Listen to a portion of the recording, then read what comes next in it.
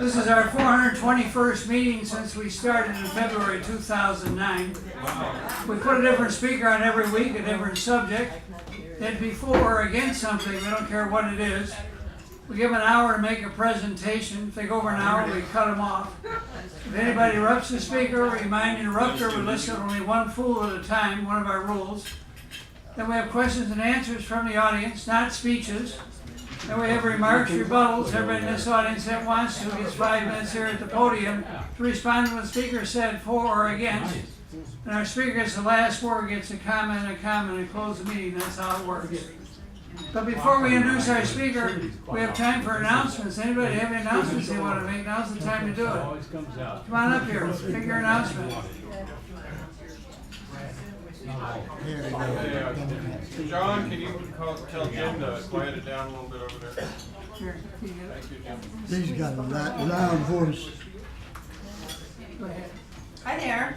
My announcement is I'd just like to introduce myself to you guys. I am running for Congress, Texas District 4, which is Northeast Texas, all the way from Rockwall to Texarkana, Sherman to Louisiana.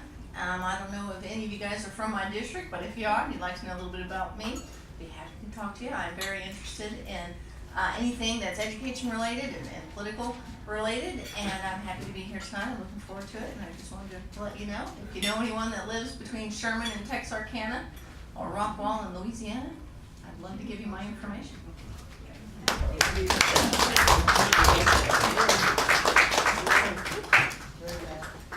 Anyone else have an announcement? They want to come on up here. Man, look through that one.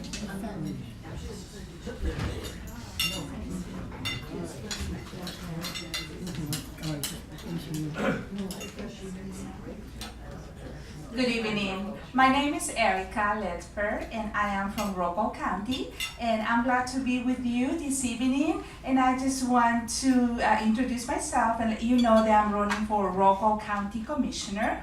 If you know anybody in Rockwall County, just please give them my name, Erica Ledford. Thank you.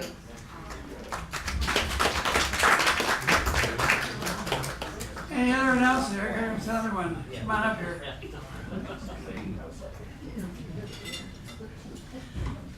Tomorrow afternoon at the Adelia Branch Library at 2 o'clock, Moms Demand Action are meeting, and they're a group that organized for common sense gun laws after the shootings in the school. They modeled their organization like, MAD, Moms Against Drug Driving.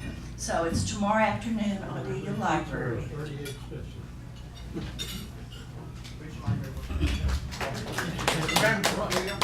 Any other announcements? Any more announcements? That's it for announcements? AI is taking over the world and Jesus is coming back. Jesus is coming back. You have a date for that? Bring it on. Anyway, Any day now. next week, Kenneth Everett will be here talking about Kenneth Everett Math Revolution. No pencil, no paper, no calculator. He'll be our speaker. It's on the itinerary. I'm not going to read all this. On August 11th, Make America Great Again, Fat Chance. That's John Beasley. He's sitting right here. He'll be our speaker in 2 weeks. He's an English-born author, retired after a long career with Xerox. He's quite a guy. Anyway, he'll be our speaker. It's on the itinerary here. You can read it. On August 18th, an election fraud by Republicans. Chris Maddow, he's a graduate Dallas Theological Seminary, and he's also a retired lieutenant colonel, U.S. Army veteran for 25 years. Yeah, he'll be talking about that, and that's on your itinerary. On September 1st, Gene Lance will be our speaker on the struggle must go beyond elections, and it should be interesting. It's on your itinerary also. Our speaker tonight is Sylvia Demarest. Excuse me, I got it wrong. She's going to talk about Russiagate, especially as it relates to militarism and U.S.-Russia relations. She's a trial attorney and researcher extraordinaire who is focused on U.S.-Russia geopolitical situations and is very well versed on the Russiagate debacle as it relates to the media.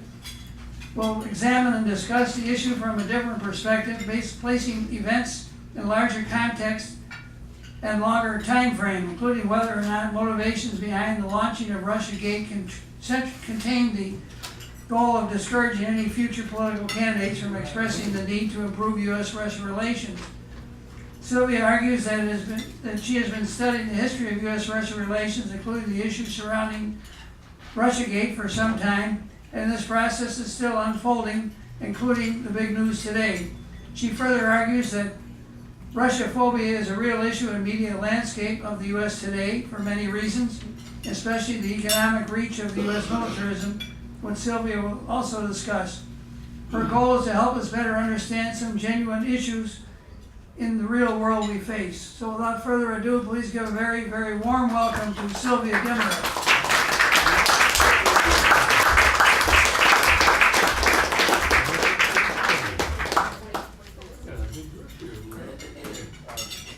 Jim, you're being recorded. Sorry. I'm gonna put this right here in case I need it. All right, thank you very much. Bruce, it's all right. We have recorded. Thank you very much. I appreciate everyone being here. I want to start out by just saying that I hope that there are people in the room who will take issue with some of the things that I say, because these are very important issues and I think we need to be able to hear both sides. A recent survey showed that 63% of Americans did not have enough savings to cover a $500 emergency. To me, this is unacceptable. Meanwhile, we lavish trillions of dollars on war and preparations for war. We've been at war my entire life. We're still involved in Afghanistan, Iraq, Yemen, Syria, Ukraine, Libya. We've got covert operations going on in as many as 75 different countries. Afghanistan is our longest war, and we still don't have a plan for ending that war. Our veterans have been through deployment after deployment to countries where the language and culture are foreign to them, and where their presence is deeply resented. This is unfair to the patriotic men and women who sacrifice so much for our country. They deserve better from us. 20 veterans a day commit suicide. 7,300 a year. Hundreds of thousands have been wounded both physically and mentally. After serving in these combat zones, many find it almost impossible to adjust to civilian life. Our wars and political meddling have damaged, destroyed, and destabilized many countries and have wounded and killed millions of people while consuming tens of trillions of dollars. Yet today, we seem to want to start more wars against Iran, right, against Russia. How is our own country doing? Look around. Our country is in trouble. We are bitterly divided. Our infrastructure is crumbling. Much of our industrial heartland lays in ruins. People are dying of desperation. 50,000 commit suicide every year. 65,000 die from drug overdoses. 60% of gun violence is suicides. Parents and grandparents are raising children because the parents are addicted to drugs. The obesity crisis is out of control. Our children are so unhealthy, most could not qualify for military service. The cost of health care and pharmaceutical drugs is out of control. Our children are forced to become debt slaves to get a college education. Families are working several jobs to make ends meet. Wages have been stagnant for decades. Economic concentration is increasing with fewer and fewer large companies controlling vital services, information, and political power. 5 media companies control almost all that we see and hear today. In 1980, it was 50 companies. Wealth concentration has increased, and the U.S. is now one of the most unequal countries in the world. When I came of age, we were the land of opportunity. I had tremendous opportunity. Not so for today's kids. Our country's having a political heart attack right now, but aren't all these issues part of the reason why someone like Donald Trump could be elected president? Many Americans are hurting. They're sick of business as usual. They're hungry for real change.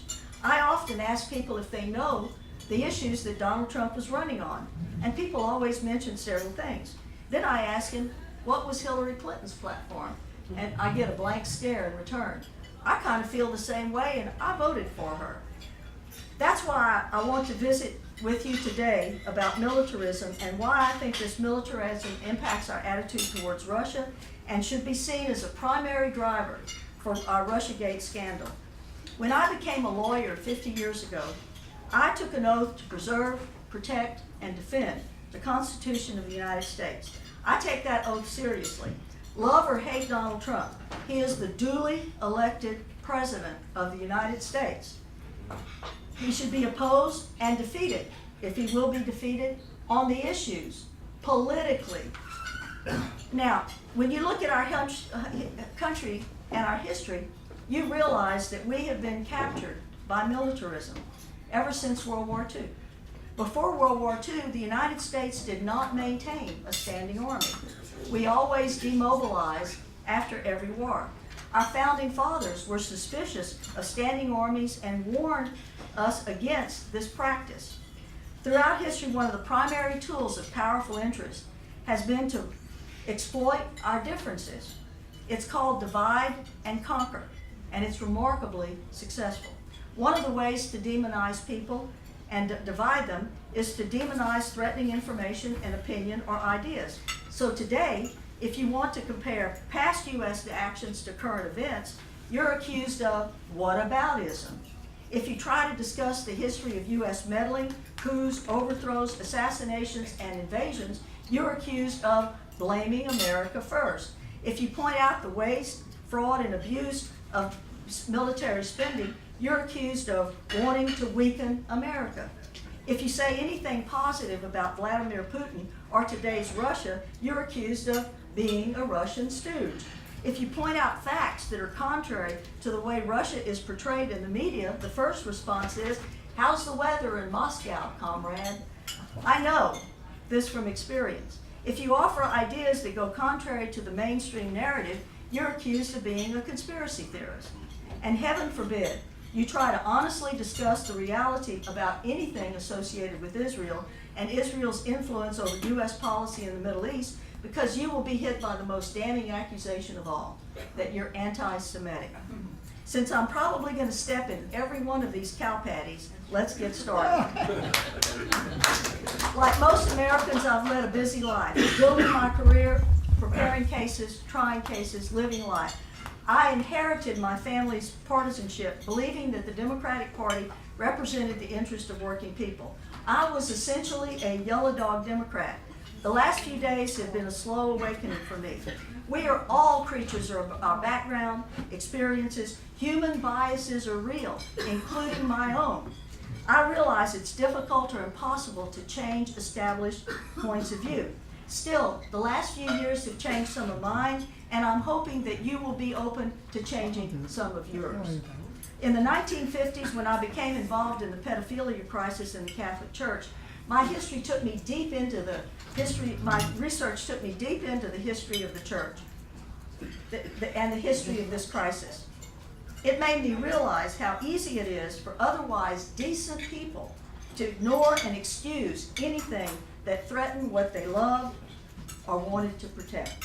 This trait goes on in all of our lives, but it allows us to tolerate and excuse great evil and corrosive problems. After the Catholic Church case ended, I started paying more attention to current events. I was immediately struck by two issues: the unfairness of certain aspects of corporate-led globalization and the continuing militarism as represented at that time by the U.S. bombing of Serbia. NATO bombed a European country. The bombing was billed as a way to protect Muslims being attacked by Serbs. This is interesting considering later events. The bombing of Yugoslavia lasted for 78 days. We not only bombed military installations, we bombed infrastructure, power plants, water facilities, bridges, government buildings, and businesses. Everything these people owned together. Serbia was a traditional ally of Russia. Our ability to bomb Serbia without any opposition was a demonstration of both Russia's weakness and what could happen to Russia in the future.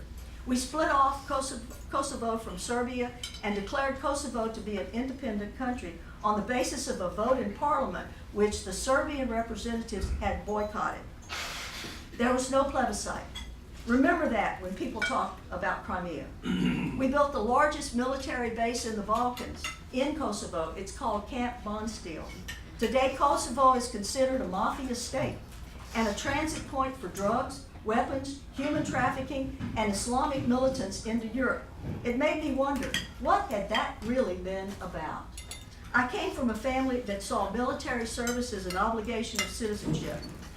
As an 18-year-old stranded in California, long story, I even tried to join the Navy. So nothing I say here today should be taken as criticism of the men and women who serve. I recognize we need to defend ourselves. National defense, however, can take many, many different forms.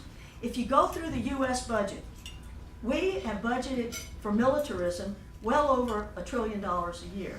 It's not just the Department of Defense at $700 billion.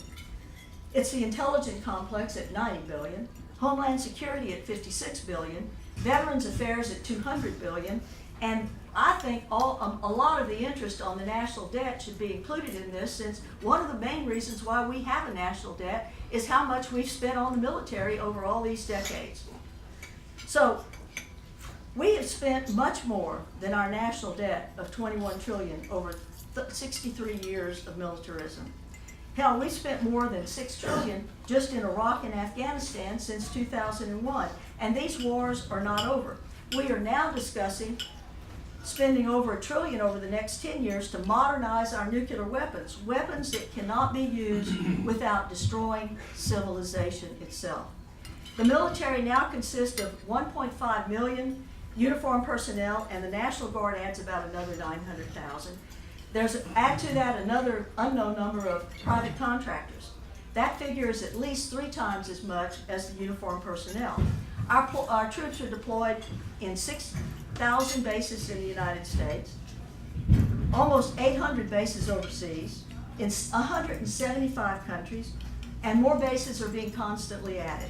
We operate a dozen carrier task forces, including a huge quantity of fixed aircraft and modern armaments, including thousands of nuclear weapons. Of total global military spending, the United States spends well over 50%. I understand our special forces now operate covertly in over 75 countries. We know very little about these operations because our media can't or won't report on it. Congress just passed yesterday a defense bill that restricted the drawdown of troops in South Korea. It's called the John S. McCain National Defense Authorization Act, and they appropriated $712 billion for defense. I find that astonishing. Before 1990, very few military and intelligence functions had been privatized. In fact, when Dick Cheney, the then Secretary of Defense, suggested privatization in 1990, his proposal was met with uniform opposition. But Cheney's view prevailed, and today there are almost 100,000 private contracting companies funneled and funded by this militarism, some with multi-billion-dollar contracts. We no longer can fight or deploy and support our military personnel without contractors. For every uniformed personnel, we have 3 to 6 supporting contractors. I recently heard Eric Prince say that we have 15,000 troops in Afghanistan and 60,000 private contractors. When this contracting boom began in 2001, you might recall that the CIA and other services left their jobs to become contractors doing the same exact job but earning $150,000 a year. The military contractors consume as much as 45% of the defense budget. Unlike in the past when arms production was dictated by war requirements, these companies are driven by the need to show a profit. The weapons they produce are expensive, complex, and often do not work very well. A full hour could be devoted to this issue alone. I will discuss this a little bit further at the end if I have any time left. The DoD has never been successfully audited. There's an audit going on right now. 250 accountants are supposed to produce an audit by this fall. Meanwhile, an Inspector General's report found that the military couldn't account for $21 trillion.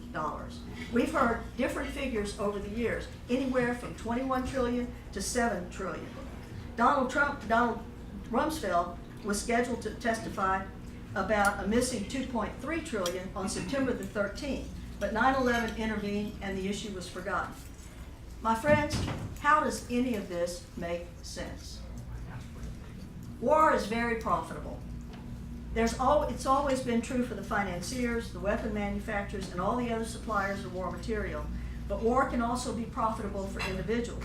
A past war could change an individual's life and circumstances. It could give him money to buy land or start a business. In the Iraq and Afghan war, thousands of Americans worked as contractors for the military and pulled down salaries much higher than they would have been able to earn in the private sector at home. These days, war profiteers make their money not by looting their enemies' cities, stealing their land, and selling their women into slavery, but from their own government's spending. In a recent essay in the American Conservative, Tom Strohorst stated, "War doesn't make sense anymore." Here's some of what he had to say. "America spends more on its military than all its enemies together, yet it can't win wars. Failed adventures in Vietnam, Iraq, and Afghanistan have drained America's power and diminished its prestige. The bloated Pentagon budget actually makes us weaker." Here's the weird part. Nobody seems to care.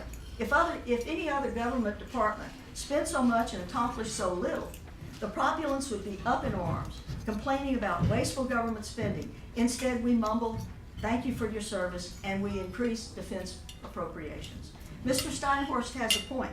Unfortunately, war and the preparation for war is the largest business globally, employing more people and generating more corporate profit than anything else. The military is the U.S. military is the largest employer in the world and the largest consumer of oil and other resources. Militarism reflects a social and societal dominance of the military class and its ideals, an exaltation of military virtues, and constant aggression, preparation, and push for war. In the U.S., we have an entire infrastructure supporting militarism and constantly advocating for the United States to go to war somewhere else. Most DC think tanks are funded by military contractors, big business, the Sunni Gulf states, interests aligned with Israel. The foreign policy establishment is aligned with military contractors as well, and those people often work in these same think tanks along with the retired generals who commanded these failed wars. These forces always seem to unite behind the current push for war. Any effort to transition from this spending will be very difficult. Such an effort will have to deal with the political and economic power of these military contractors. Powerful interests will be uniformly opposed.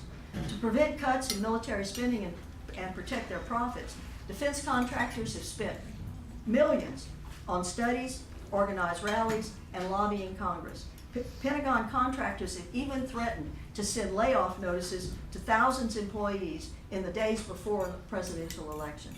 Dwight Eisenhower warned us about the need to guard against this unwarranted influence, but today the military-industrial complex has morphed into the military, industrial, intelligence, surveillance, think tank, media, and public relations complex. Substantially privatized, operating in every state, city, and congressional district, using our own money to bribe our citizens with jobs and our representatives with campaign cash. Consuming an enormous share of our national wealth, piling up debt, consuming resources we need to rebuild our country, embroiling us in dangerous wars abroad, and using modern marketing and propaganda techniques to keep us at war with somebody all the time. It's been amazingly easy to convince Americans to go to war. Fear tactics combined with modern marketing work every time. You see the push to war being supported by every media, talking head, and politician, combined with guarantees from military figures that it will be easy and quick. It always turns out to be long and hard. Look at Vietnam. After every war, we then find out that the reasons that they used to justify the previous war were incorrect or lies. Vietnam, the Gulf of Tonkin. The first Gulf War, the story of the babies being thrown out of the incubator. The second Gulf War, Iraq did not have weapons of mass destruction. These are just a few examples. Because of the heroism of our sons and daughters, the military is one of the few institutions in the United States still enjoying majority support. Yet we continue to fail these brave men and women by putting them in impossible situations and forcing them into deployment after deployment in situations where they're not wanting, fighting wars that cannot be won. The biggest obstacle to change is our system of legalized bribery represented by our campaign finance system, much of it secret dark money. Militarism supports and thrives in this system by making massive campaign contributions to politicians using our own money. How we spend our money is a choice.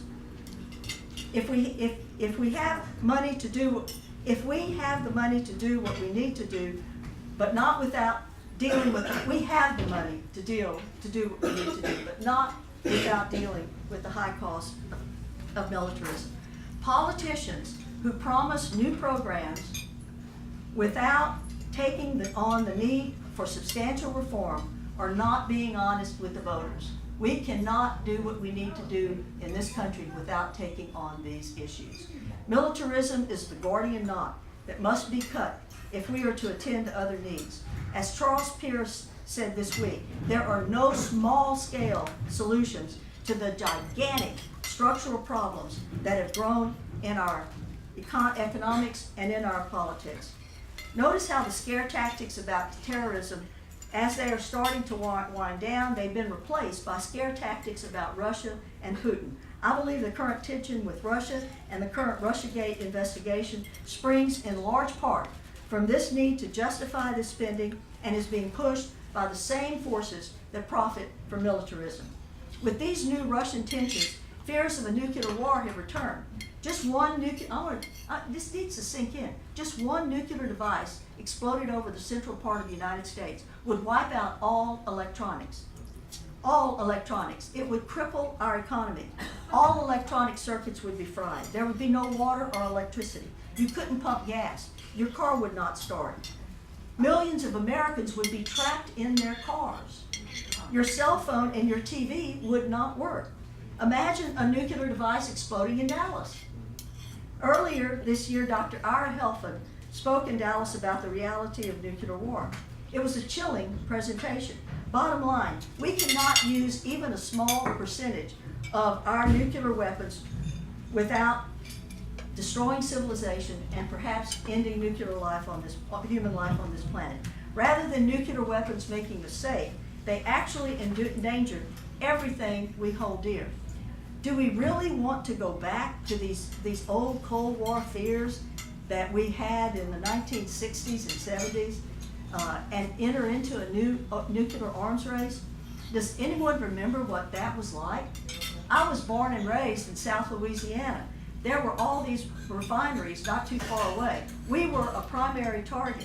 There were all of these, and I was like 16 years old, there were all these things on television. If this size nuclear device was exploded, if that size nuclear device was exploded, we were measuring how far away and whether we would die in the original fireball or whether or not we would burn up or whether or not the huge solar storm would destroy us all.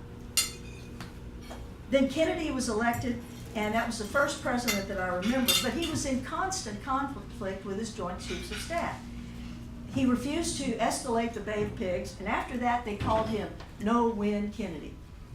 In 1961, Kennedy was presented with a plan for a secret, preemptive nuclear strike against the Soviet Union. Can you imagine what would have happened if he had approved this?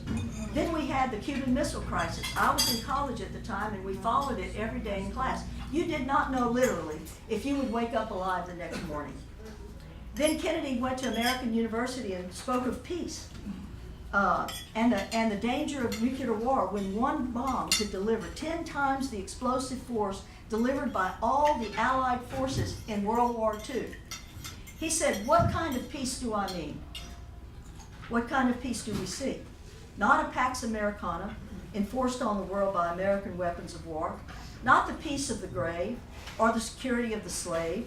I'm talking about genuine peace, the kind of peace that makes life on earth worth living, the kind that enables men and nations to grow and to hope and to build a better life for their children, Not merely a peace for Americans, but a peace for all men and women. Not merely a peace in our time, but a peace for all time. November 23rd, 1963, JFK was assassinated. 22nd.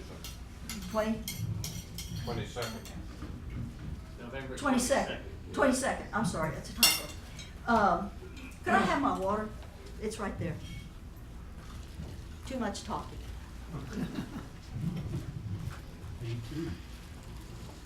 I'm sorry, I can't help it. In 1970, the Church Committee was organized. The family jewels of the CIA were exposed, all the coups, assassinations, foreign meddling in over 81 different countries.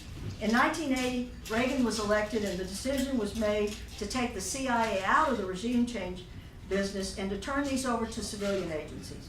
This marks the rise of what is called soft power. In 1983, the United National Endowment for Democracy was created, tasked with spreading democracy. This is what we now call regime change. Our regime change architecture includes not only the NED, but the USAID, the Voice of America, and the Republican and Democratic Institutes for Democracy, along with numerous non-governmental agencies which are also funded by the United States government. Total funding for this approaches almost $1 billion a year. Cold War tensions did not ease until 1985, when Reagan and Gorbachev had held their first summit and began the process of détente. Tensions cooled. I went in 1988 to the Soviet Union with a group of lawyers. It was a very interesting trip. In 1989, the Berlin Wall came down. On December 26, 1991, the Soviet Union dissolved. For the first time in history, a country gave up its empire without firing a single shot. First time in history. The Cold War was over. We were supposed to get a peace dividend. We're still waiting for the peace dividend. The Last Supper took place in 1993. Then Secretary of Defense Les Aspin had dinner with the major defense contractors. He tells them defense spending is going to decline. Defense spending does not decline. The Warsaw Pact dissolved, but NATO did not dissolve. Instead, plans were made to expand NATO to the former Soviets, through the former Soviet satellite states in Eastern Europe. The promises that were made at the time to Russia were broken. Russia's objections were ignored. Why is this possible? Let's call it the borderlands issue. When the Soviet Union dissolved, millions of Russians were stranded in a foreign country. Eastern European countries of the former Soviet Union also contained a lot of people who resented Soviet occupation. You can call some of these people continue to fear Russian domination, making NATO expansion very easy. But was it wise? George Kennan called it a huge mistake, and one that would result in a new Cold War with Russia. About 16 months ago, I got tired of all this propaganda and decided it was time to travel to Russia again. I didn't want to travel as a tourist. I wanted to meet Russians, visit with them in their homes, businesses, and exchange points of view. I began to look for an organization that sponsored people-to-people exchanges. I came across the Center for Citizens Initiative and its founder, Sharon Tennyson.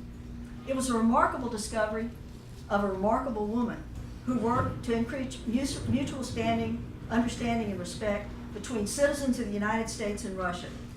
I could spend an entire hour talking about CCI's work in Russia, but I don't have the time. Sharon Tennyson has been traveling to Russia and the Soviet Union for 35 years. She has met and interacted with thousands of Russians. She met Vladimir Putin when he was a deputy mayor of St. Petersburg. CCI organized a program to train Russian entrepreneurs in the businesses they wanted to start back in Russia. Remember, there was no history of entrepreneurship or business ownership in Russia, even under the Tsar. There wasn't even a book about business in Russian. So Sharon got with local Rotary clubs and set up all of these training sessions with these Russian entrepreneurs. No one knows more about Russia than Sharon Tennyson. She sees today's Russo-phobia and our demonization of Russia and Putin as being completely unjustified. Based on my own research and observation, I agree with her. Russophobia can be exaggerated. It can be defined as an exaggerated or irrational fear and hatred of Russia and Russians. Much of this is a carryover from our long Cold War with the Soviet Union. Since the Soviet Union ceased to exist in 1991, Russia has evolved into a mixed economy. Communism is gone. The Soviet Union is gone. The people who traveled all over Russia in the recent World Cup were united in saying, this is not what we were told to expect. We have been lied to. Yes, I believe we've also been misinformed about Russia. Now let's visit about what I've learned about the events in Russia since 1991. I'm not trying to be pro-Russian, but neither am I going to repeat the anti-Russian propaganda you've already heard. You can turn on CNN and MSNBC and read the New York Times for yourself. The fall of the Soviet Union created an atmosphere of mutual trust between the United States and Russia. In 1991, 80% of the Russian people had a very high opinion of the United States. They trusted us. They wanted to be like us. Similar attitudes could be found towards Russia by people in the United States. People in both countries were relieved that the Cold War was over. It was assumed that the United States and Russia would have good relations, that NATO would be dissolved, that Russia would be allowed to join, that no one could envision the mutual distrust and fear that exists today.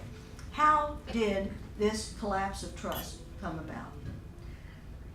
First, Americans need to understand and appreciate what happened to the Russian people during the Yeltsin era. During the 1990s, Russia suffered the greatest depression in any country in the 20th century not involved in a war. The numbers are staggering. The suffering of the Russian people, unimaginable. The economy declined by over 60%. Salaries went unpaid.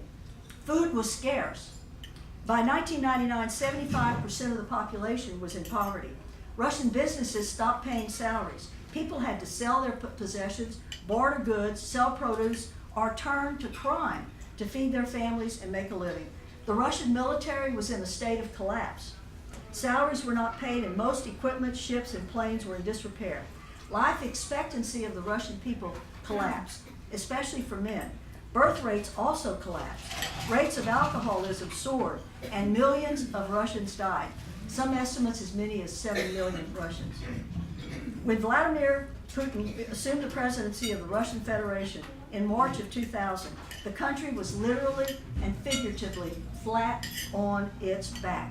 Russia was broke, heavily in debt, and virtually all the country's assets were in the hands of a small group of oligarchs who had basically stolen the country's wealth during the Yeltsin era.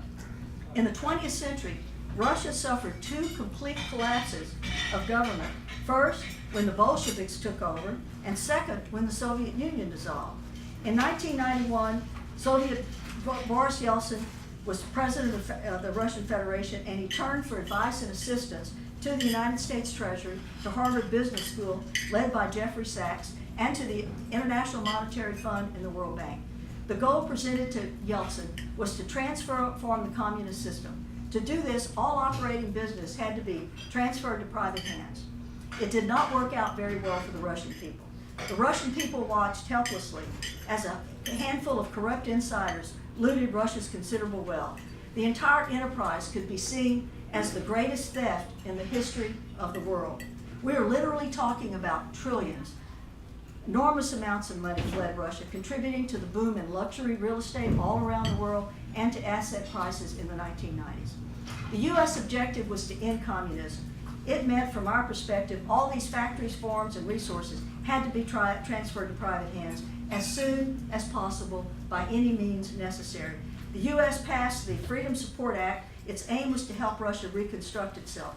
Along with promised aid came a group of young American advisors and economists, political theorists, who had a radical vision of what was necessary. They called it shock therapy. The aim was to remove all state intervention and price support from the economy immediately. The first act was to remove all price subsidies, and the second was to attempt to privatize all state industries almost overnight. The result was chaos, hardship, and corruption. In 1993, the Russian people and the Russian parliament had enough. They were fed up with all the corruption and the horrific economic collapse that was all around them. They called what was happening economic genocide.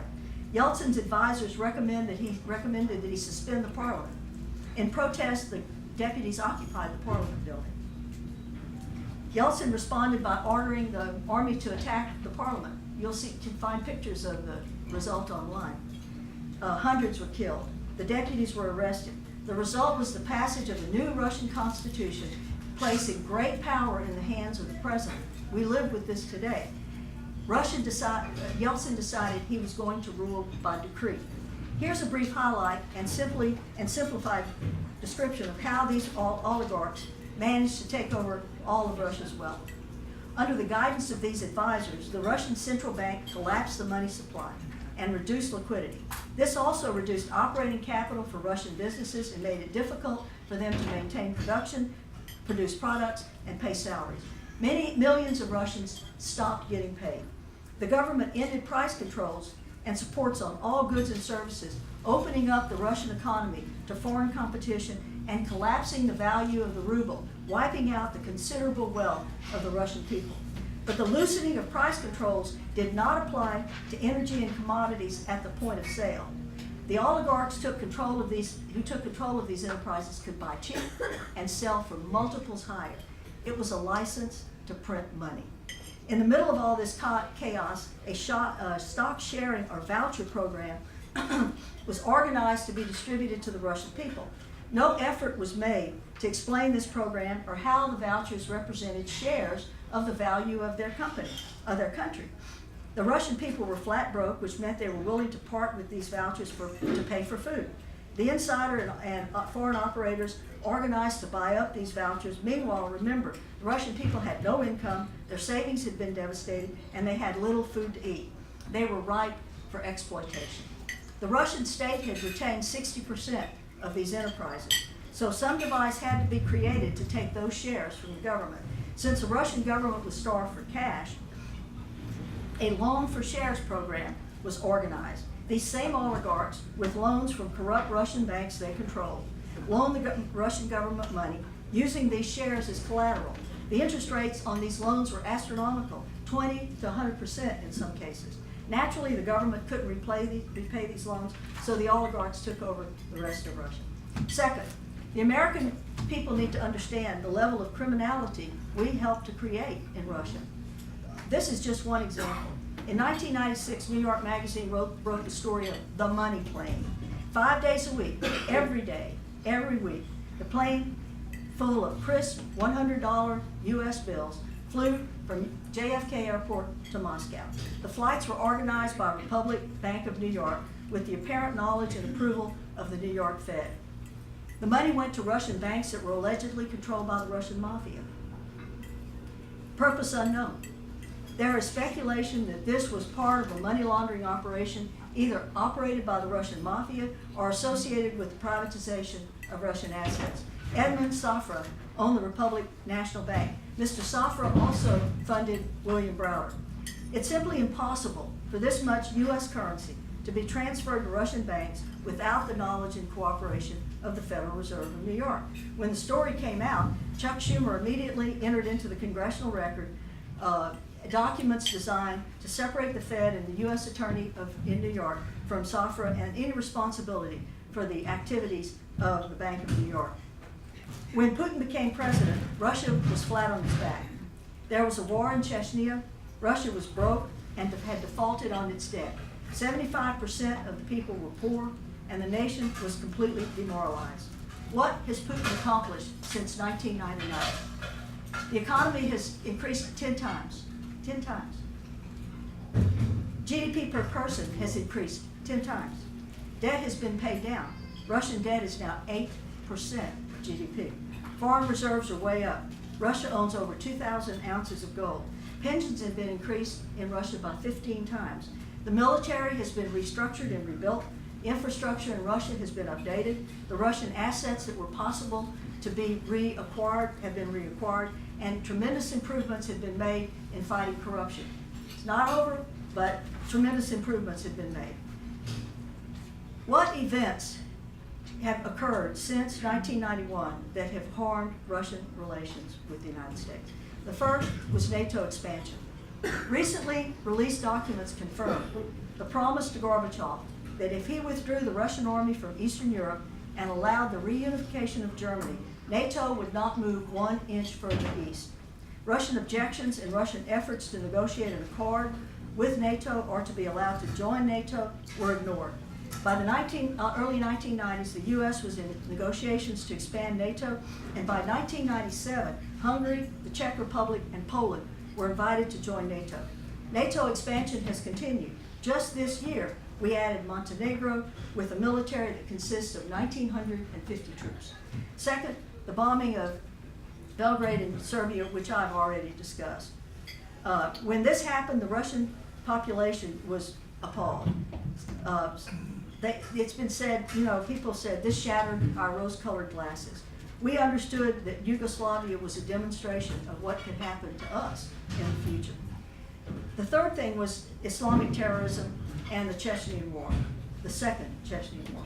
In 1999, Russia was hit with a wave of Islamic terrorism throughout Russia. A group of Islamists attacked Dagestan, killing Russian soldiers. Later, the Islamists declared an independent Islamic state in Dagestan and declared war against the Russian occupation forces. Similar incursions occurred in Chechnya. The United States demanded that Russia negotiate. When Russia declined and sent its military to attack the Islamists, negative stories about Russia began to appear in the U.S. press. Vladimir Putin had just been named prime minister. These were the first comments that were negative about Putin, calling him an AGP apparatchik and calling the Kremlin crooks. Negative stories continued, including stories about how the Chechnya War threatened U.S. strategic interests and raising concerns about human rights. The U.S. military continued to press for a negotiated settlement. The Russian military and Russian military tactics, and for the first time, raised the threat of sanctions and interruption of financial aid to Russia. Russia did not listen and continued the war. This was a brutal war. It's now concluded. Chechnya, including Grozny, the capital city, has been rebuilt. Chechnya and Dagestan are still part of the Russian Federation. In an interview with Putin conducted by Oliver Stone, Putin revealed that Russian intelligence had obtained information that the CIA was helping to transport and perhaps to supply these Islamists. Putin spoke with Bush about this, and Bush promised to look into it. A few days later, Putin received a letter from the CIA saying they would continue to associate with anyone they chose to associate with. There's a long history of U.S. and UK using Islamists to further policy and strategic objectives. Another whole speech could be about that. But there were also objections from Russia to the Iraq War, to the U.S. efforts to stop Russia from trying to contain its oligarchs, especially Michael Khodorkovsky. In 2002, U.S. withdrew from the anti-ballistic missile system. And then there were all these color revolutions that were going on all over the former Soviet space. In Georgia, in Ukraine, all over. The passage of the Magnitsky Act in 2010 led to the first sanctions against Russia. Could somebody tell me how much time I've got? You got Probably another 20 you got minutes. 15 minutes anyway. Okay. If you want to know about Browder, I'll tell you later. Please, You want to know about Browder? absolutely. All right, I'll tell you now. I might not be able to get to some of this other. Let's use that as a rebuttal. Russiagate. Let's get that over with. Then I'll come back to Browder if I have time. Russiagate seems to have confused the hell out of everybody, because the following things are legal activities for Americans to do: living in Russia, visiting Russia, talking to Russians, doing business with Russia, doing business with Russians, consulting with Russia, advising Russia, having ties to Russia, lobbying for Russia, meeting with Russian leaders, refusing to criticize Putin, meeting with Russians connected with Putin, discussing politics with Russians, discussing U.S. policy and sanctions with Russia, consulting with the Russian government on political matters. It's true that under certain conditions, these activities can be illegal. For example, if an American works as a paid lobbyist for Russia but fails to register as a foreign agent, that violates U.S. law. If an American meets with a Russian spy for purposes of committing a crime, that's illegal too. But most of what's been reported in sinister overtones is not only perfectly legal, thousands of Americans are doing it every day. There's room for disagreement as to whether these things should be legal, but the fact is, today, they are legal. Even colluding with Russia or any other country is not illegal. It just depends on the facts. Looking at the evidence and considering the impact of militarism and Russo-phobia, I have come to believe that militarism and Russo-phobia are the primary motivations behind Russiagate. But first, I need to make a few remarks. No one knows the truth about what happened in our last election. All we know is what's been reported and announced. This is a developing story. There's more news every day. To try to form definitive conclusions at this point would be like trying to pin Jell-O to the wall. It just won't stick. I don't like special counsels. That's my prejudice and bias, if you will. I just don't like them. They tend to go on too long, spend too much money, and range way too far. These people have big egos. They want to win. They want to make their mark on history. I remember the Watergate investigation run by Ken Starr. They went through every check, every bank account, intimidated Clinton friends, and even jailed a few. Then they found Monica Lewinsky in her blue dress. I read an article Lewinsky wrote recently about how the prosecutors treated her so badly, threatened her parents with jail, and what an awful experience it was for her and her family. I would estimate Mueller is looking right now for the equivalent of a blue dress. I especially don't like this special counsel investigation because Mueller was appointed to take over a counterintelligence investigation. He was not appointed to investigate a specific crime. This is unprecedented and calls into question the appointments clause of the United States Constitution. I don't like the raid on Trump's lawyer either. Michael Cohen, it also makes me uncomfortable. My understanding of the basis for this warrant was to investigate a potential violation of campaign finance. Well, if lawyers' offices can be raided for investigation of campaign finance violations, there are a lot of lawyers that need to be very worried today. On the issue of meddling, I have no doubt that Russia, China, and a number of other countries poke around and hack into our systems. We hear about hacks all the time. There are lots of hackers. Countries hack and probe for defensive reasons. The next big war will be fought in cyberspace, and we have to assume every country is preparing for this. This should not surprise us. I know this is a huge wad of whataboutism, but the United States meddles everywhere, and we seem to ignore both cybersecurity and the sanctity of our own election process. Why don't we clean up our mess right here at home? Maybe the nations of the world should address this cybersecurity threat before it's too late. I want first to turn to the question of intelligence operatives and outside continental U.S. lures called Alcanas, and what role they had in what Russiagate. Why? Because I think several were deployed to the Trump campaign. Think back to the 2016 campaign. All the candidates running for office in both the Republican and Democratic parties were hawks. Some were uber hawks who wanted to bomb Syria, Russia, Iran, ISIS, Hezbollah, and probably Russia right now. The others wanted to strangle these countries economically first and then bomb them. Everyone except Trump. While Trump wanted to bomb the shit out of ISIS and was anti-Iranian hawk, remember there's lots of money in this pro-Israel, pro-Saudi position, millions from Sheldon Adelson alone. Trump also talked about how it would be a good thing if the United States and Russia got along, and he talked favorably about Vladimir Putin. This was contrary not only to the propaganda we had been exposed to, it was contrary to the positions of both political parties and of the foreign policy, intelligence, political, and the military-industrial complex, and every mainstream publication and channel in the United States. These interests must have seen Trump as being very dangerous. To make matters worse, Trump dispatched and defeated 17 Republicans running against them, even though these people collectively represented over 100 years of political experience, and he was a political novice. He then went on to defeat the Bush political machine.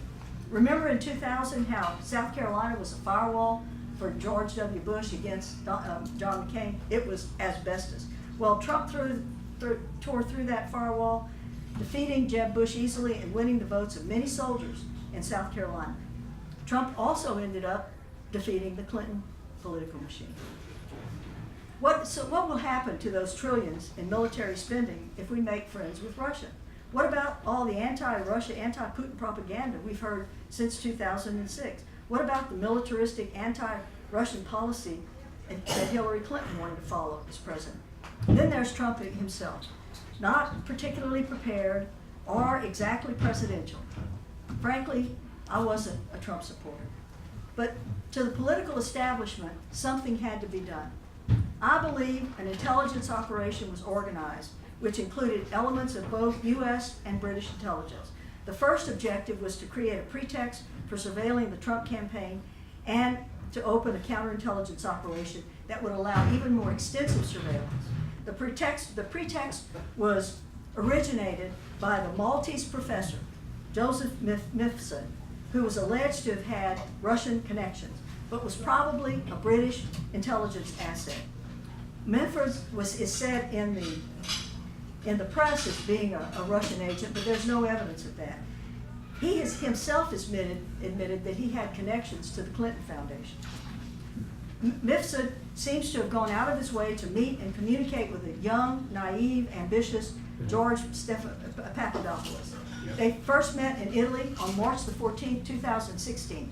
Mifsud tells Papadopoulos he has substantial connections with Russian government officials. In subsequent meetings on March 24th, April 18th, and April 26th, and in emails, Mifsud introduces Papadopoulos, to whom he claims to be Putin's niece, offers to arrange meetings with Russian leadership, even with Putin, and on April the 26th, Papadopoulos meets Mifsud for breakfast. There, Mifsud tells Papadopoulos that Russia has obtained dirt on Clinton and that Russia had thousands of Clinton emails. These conversations and meetings resulted in the exchange of numerous emails and phone calls between Papadopoulos and members of the Trump campaign, beginning in March of 2016. All of that would have been swept up by surveillance. The communication seems to be what had interjected Russia collusion into the campaign. The next major event occurred at a meeting at Trump Tower on June the 9th, 2016.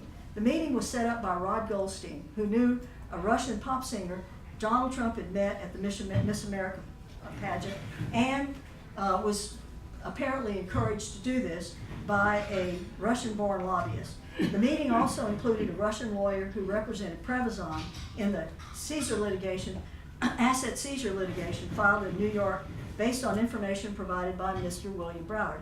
We might get to Browder, I don't know. Based on what has been reported, nothing illegal happened at this meeting. The lawyer may have had information on campaign contributions made by Browder to the Clinton campaign, but the thrust was the Magnitsky Act and the sanctions that had been entered there. Here's what I find interesting. Goldstone and the Washington lobbyists all have connections to the Clintons. Through Ed Lieberman, whose late wife worked as Clinton's deputy chief of staff when she was first lady, and Bill Clinton's deputy chief of staff. The lobbyists testified that Mr. Lieberman may have and probably did travel with him by train to New York for this meeting. Then there's Alex Downer, whose conversation with Papadopoulos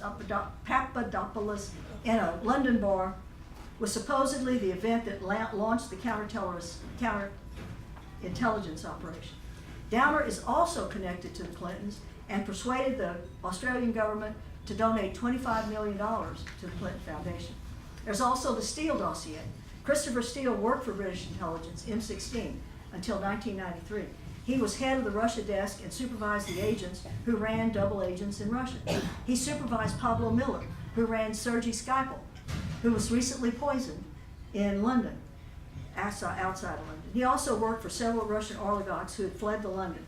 The Steele dossier was paid for by the Clinton campaign. WikiLeaks begins to publish the Clinton and DNC emails in July and again in October. In the final debate on October the 3rd, Clinton called Trump a Russian stooge. John Podesta, Clinton's campaign manager, said that Trump and Putin seemed to be having a bromance. After Trump says no one knows who did the cyber attack, Brennan and Clapper issue a press release blaming Russia for the hacks. Clinton claims that 17 intelligence agencies all colluded. I'm going to skip that. Yeah, 5 minutes. Okay. All of this was done. She says I have 10. All of this was done to justify, all of this was done to dirty up the Trump campaign. And this is where Joseph Mifsud, Downer, and Steele come in.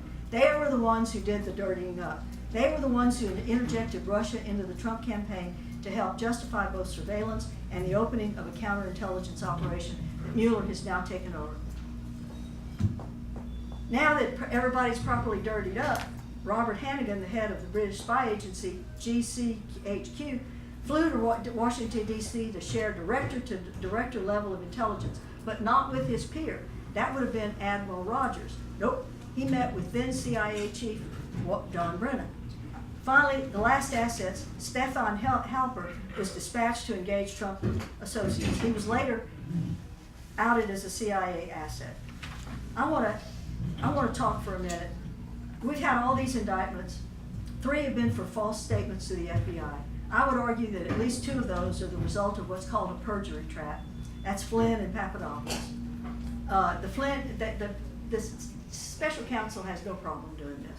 The other 3 have either been indicted or pled guilty for activities involving work that Manfred did in Ukraine way before the 2016 campaign.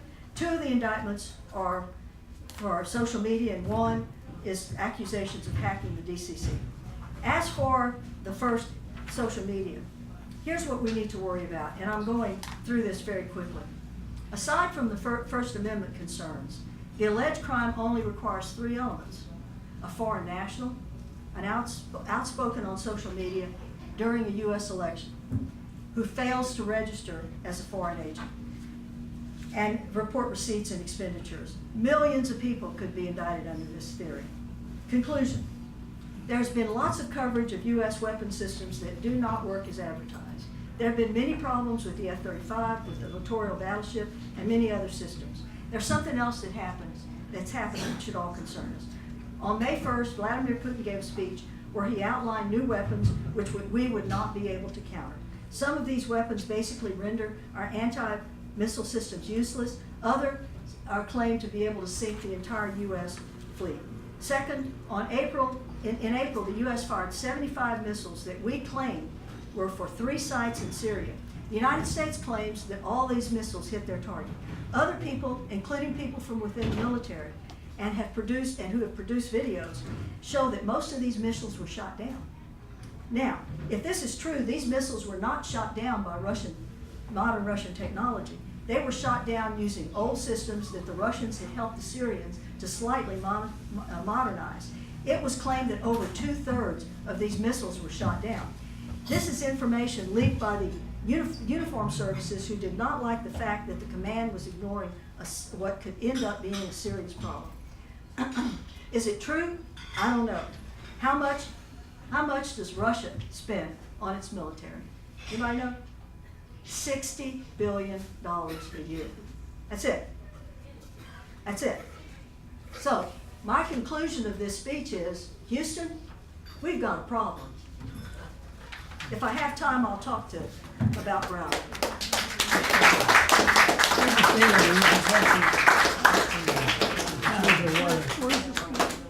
Jim, where's this? That's right. The microphone's laying right there where All right. Woo! Boy, it's hot. Does anybody have an extra? AC's not working back there right. Ooh, man, I'm sweating like Okay, who wants to be first? Sorry. Let me see if I can get you one.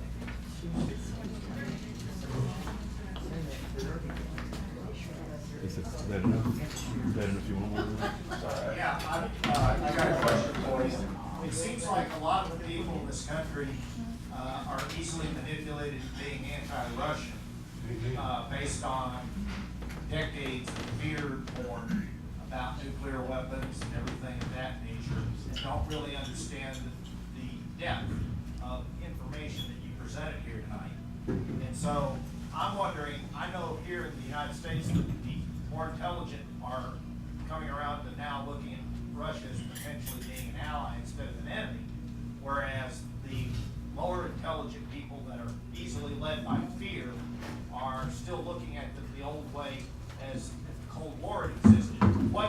my question is how are the Russian population looking at America as a result of the media in that country? It's a bad situation. Whereas they were 80% positive in 1991, the situation is almost reversed. And let me make a comment. Foreign Policy 101. This isn't hard. You do not act to force your strategic competitors to form an alliance with each other. You do not do that. So what we're doing by demonizing Russia is forcing Russia into the arms of China. Now, from my perspective, as someone who believes in democracy, who believes in human freedom, I see China as a much greater threat than I see Russia. So we forced Russia into the arms of China, and now we're going to force Iran into an alliance with Russia and China. There's been a new guy elected in Pakistan. We might end up with Pakistan as part of that alliance. I mean, come on, people. Does the foreign policy establishment of the United States believe in protecting the best interest of the United States people? That's my question that I have, because it doesn't seem like they do. The political establishment in D.C., as well as the major media, seems to be hell-bent on demonizing Russia somehow. For some reason, they just cannot allow themselves to think of the possibility of Russia being a friend. What kind of agenda do you see behind that? Money. Well, I mean, and there's got to be more than just money. There's got to be some kind of policy purpose of demonizing Russia. I mean, what are they trying to do? You know, I've been trying to figure this out for some time. I think it's money. You know, Washington, D.C. floats on defense expenditures. You know, I want you to get your heads around how much money we're talking about here. We're talking about $7, $8, $10 trillion, $20 trillion over the next 10 years. They also want to spend $1 trillion modernizing nuclear weapons. You know, if we took if we reformed the military and took just a percentage of that, we could rebuild our country. We could do everything people want to do, but we don't do that. All of these people are either employees of think tanks that are pro-war, anti-Russian. I don't have an answer. I think it's insane. Ma'am, are you aware of Zbigniew Brzezinski's book and policy that he outlined in the Grand Chessboard for American Global Hegemony, Right. or Hegemony? That really seems what we were doing surrounding Russia. Is that your take on it? Yes, you know, if I were a visual media person, I would show you what we've done. That's also the McKinnon Grand Chessboard theory, where whoever dominates the heartland, and Russia is the big part of the heartland, dominates Asia, and whoever dominates Asia dominates the world. And I think we've been acting on that. And I think it's very short-sighted. You know, we should be allies with Russia, not enemies. And what's this about this strange character, oligarch Bill Browder? Do I have 5 minutes for that? As far as I'm concerned, you do. Anybody else have some questions? Yeah, there's a lot of questions. I'd go for it, but you know, tell us what you can. Let this gentleman back there ask a question. So I'm trying to wait because I was listening to your speech. On the 13th of July, Rosenstein stood up and announced just before Putin and Trump met, and for some reason, it was a secret meeting with no reporters around, and he also met with Russian ambassadors in the White House. Only Russian reporters were allowed in, no American reporters. I can only imagine if President Obama did that, but people like you and others would be saying. But my question is, when Rosenstein indicted, a couple of weeks ago, he mentioned that they had evidence that 12 Russians that were indicted tried to hack into the influence our election on the part of Donald Trump. And he mentioned names, and Vladimir Putin was overseeing that. And all of the intelligence forces have said that. Do I understand you're saying that that's not true? That Putin had nothing to do with trying to hack? I skipped over that because I didn't have enough time. Number one, that indictment will never go to trial. We will never achieve jurisdiction over these people. Number two, the chain of custody on this evidence is totally screwed up. If they did go to trial, they would not be able to prove what they're saying. Number three, there was a lot of hacking going on, and there was a lot of hacking going on in the DCC and the Podesta and all that. So how do we determine which one? Number three, the company that came in to look at the situation, CrowdStrike, is run by one of these Borderlands guys and Drop-Off, who is very anti-Russian. Number four, the Russian intelligence is very, very, very sophisticated. They would not leave evidence in Russian on through the metadata that people could find. And number five, that they wouldn't leave the name of that man because he was somebody that's not very well regarded in Russia. And number six, Yeah, I mean, so when I could go on. Yeah, when Donald Trump last in June or July of 2016 stood up and asked Russia, if you find the emails, whatever, on Hillary Clinton, this, that, and the other, he was just joking. You remember? He's being Donald Trump. You know, some of was he joking when he said that? When he said the hacking, if you're listening, the hacks had already. I've got a 50-page timeline. The hacks had already happened by the time Donald Trump said that, and he wasn't talking about the DCC emails or the Democratic National Committee emails. He was talking about emails from Clinton's personal server. None of those emails have ever surfaced. Yeah, I understand, but was he joking about that? How is? Honey, I told you I didn't vote for Donald Trump. Yeah, I'm not here to defend Donald Trump. Yeah, it seems as though I'll stand up and comment a little later. I'm just trying to be sure that I understood, the whole idea and what's in the media about him. As I said at the beginning, I'm not saying it didn't happen. I'm raising questions that ought to be raised about how this investigation was conducted, because I think a psychological operation is being pulled on the United States people, and that these intelligence agencies are out of control. And when you start weaponizing the CIA and the NSA and all of that on behalf of one presidential candidate, it's going to happen again and again and again. We have got to get to the bottom of this. We have got to figure out what happened. We have got to reform the system. And yes, if some people from Russia were guilty of interfering with our election, we need to know that too. And the Claire McCaskill one we had recently, there's no truth to that whatsoever. Honey, let me tell you something. I get at least 20 phishing emails every day. Some of them look very, very, very convincing. I don't hit the link. You don't hit the link. These people are supposed to be sophisticated people. Podesta hit the link. Other people in the DNC hit the link. Why would you hit the link? If you don't know where this comes from, or if it looks suspicious, or if you think whoever it's supposed to be from would not do this, go directly to their website. Don't hit the link. I'm sorry, but that was stupid. If you were successful in your mission tonight, I think you got Iran in the wings. Do you know anything about the Iran threat and the Iran hype? Okay. I was going to put this in the talk, but I didn't. And the reason was I didn't have time. I think this is a matter of misinformation and disinformation as well. Iran is Shia. The terrorists that we fight are Sunni. Right. The people, the countries that these Sunni terrorists come from are Saudi Arabia, Qatar, and the rest of the Sunni all monarchs.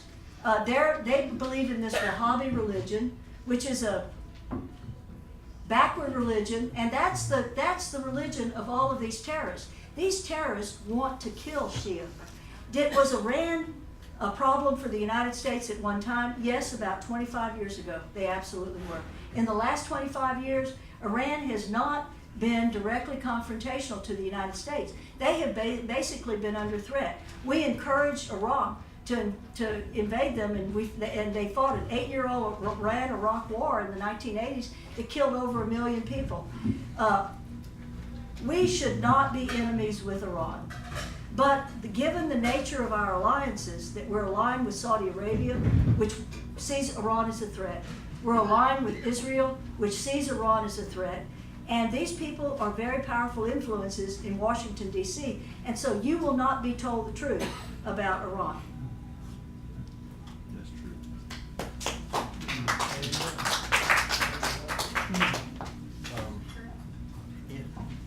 Yeah, actually, the great Lord Palmerston, who was British Foreign Secretary in the early 19th century, said Britain had no permanent friends and no permanent enemies. Yeah. Do you think that should apply to the USA in terms of its foreign policy? I think the United States should conduct its foreign policy in the best interest of the American people. And the best interest of the American people says that we need to de-emphasize war as an instrument of foreign policy and emphasize diplomacy and contact and interaction. So I don't know what Trump talked about to Putin. I don't know what he talked about to those Russian ambassadors in the room. But let me tell you what. Whatever he said to him, if he promised him something, the United States Congress isn't going to go along with it. And there is nothing wrong with talking to people. So, so what's your opinion of what is Trump really up to? Is he blundering about, or does he have a plan? Boy. That's a tough one. Some people would argue that he actually has a plan. You know, he's right. We've gotten a raw deal from these trade laws. You know, the United States wanted to build everybody. Remember, the United States wanted to build everybody up, and big business wanted to lower salaries, and so the world's salaries were like this, and everybody thought that, anyway, it's a very complicated issue. You know, I'd like to tell you that I know what Trump's up to. Here's one thing I need to emphasize, and I was going to talk about this too, but I didn't have time. Trump came into politics, he was not somebody that had a political following. So he hadn't accumulated this whole series of advisors and paracheeks and all of that. So when he suddenly, and I think unexpectedly, was elected president, he had a whole administration to fill. So he turned to the people that had been preparing for this day for a long time. And that was the Heritage Fund and these other conservative think tanks. And that's where he turned to fill his administration. Now, they're going to do what they've been planning to do for the last 50 years. And I doubt that Trump is going to have very much to say about that. Right. Question here. What is your take on the recent news about the NRA dealings with Russia? Well, I think that's a bunch of hype too. I feel sorry for this young lady. Once again, you're criminalizing behavior that's right on the edge. Nobody. Well, they indicted her.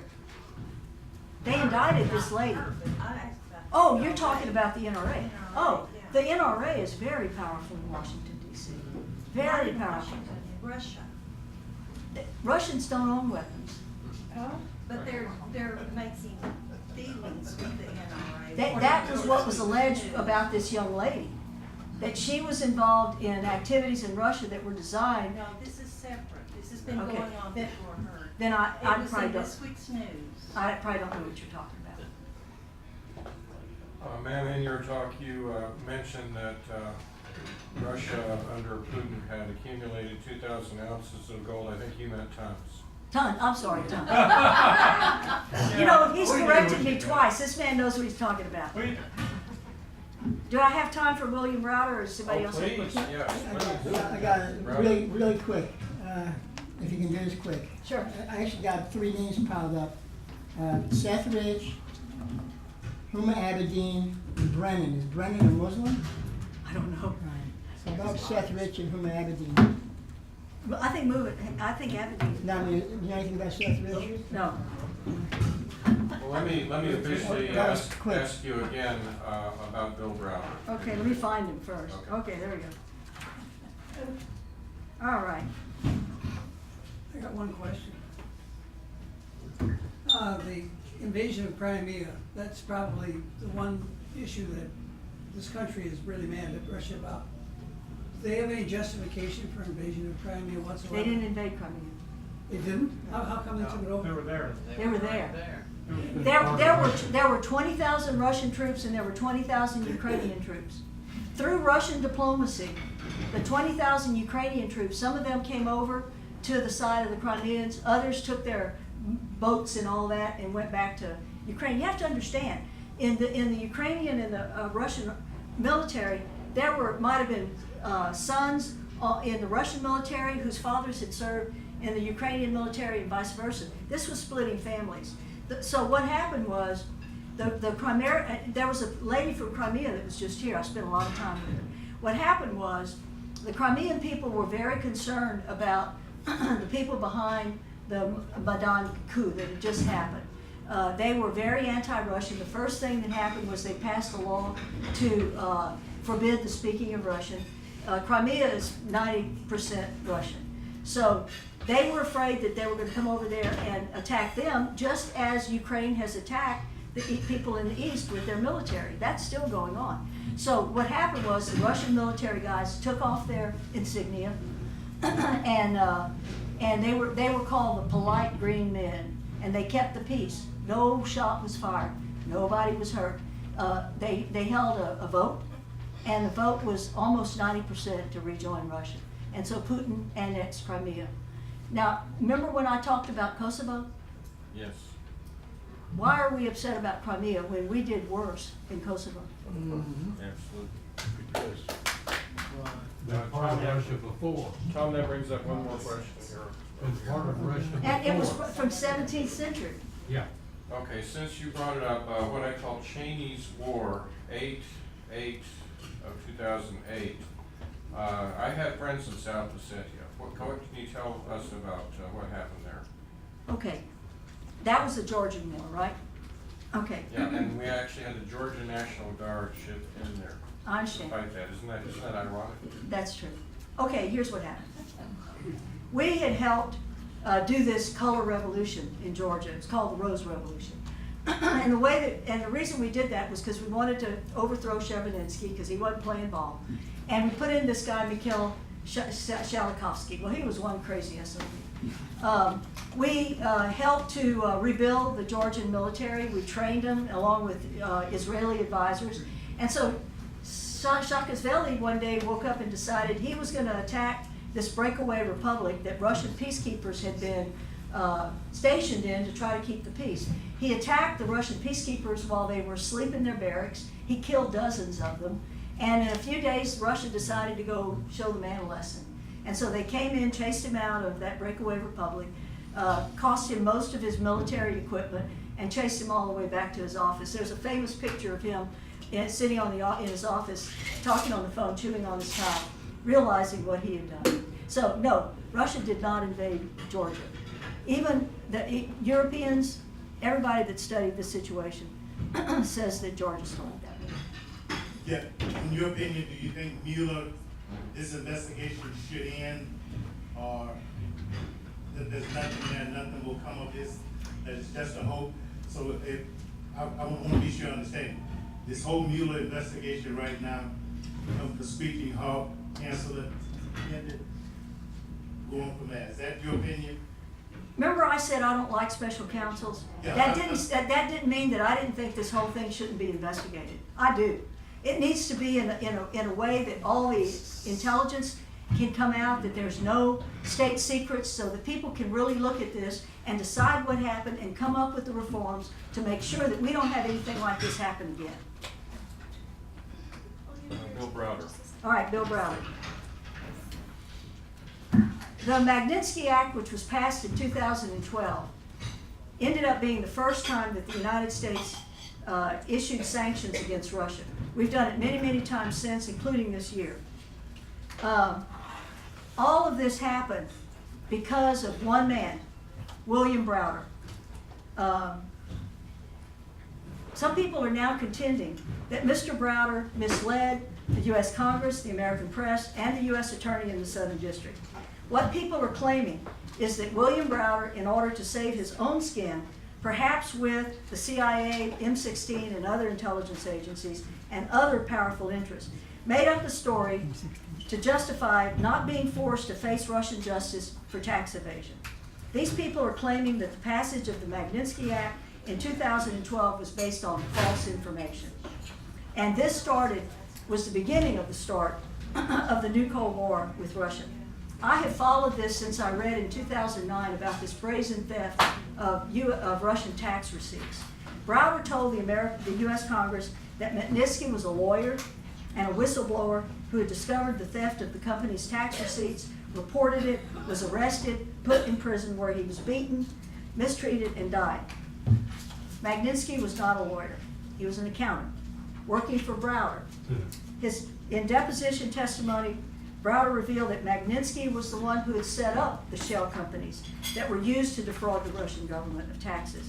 According to recently released research, it may be Mr. Browder himself through intermediaries that stole that money. It may be. I recently got a chance to watch a film that Browder has been successful in suppressing. And it went through the documents. And it's amazing.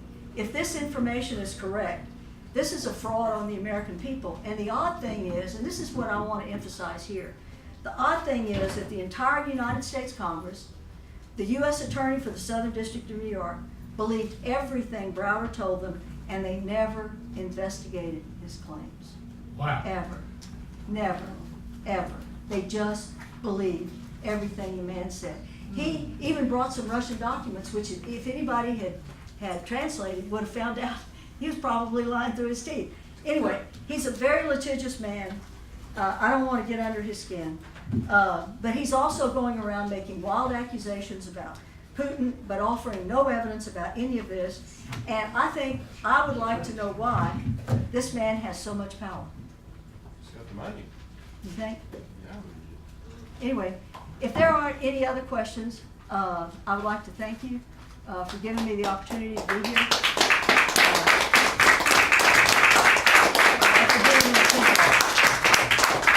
Very good. Now we get to sit down.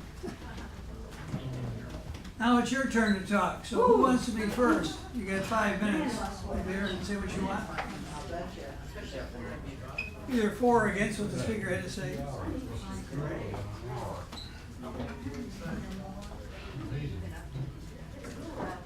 Well, I would like to thank the speaker for her presentation, and a great deal of it I agree with, and some things I don't.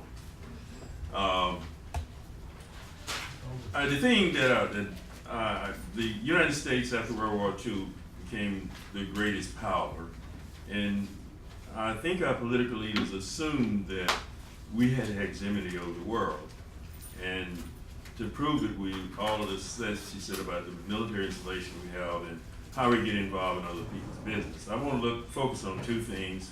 I don't trust Putin. I tell you that on front. He was over the KGBs and he knows a lot of stuff. And that's why I was afraid for our dear president to be meeting with him privately, because he was way over his head.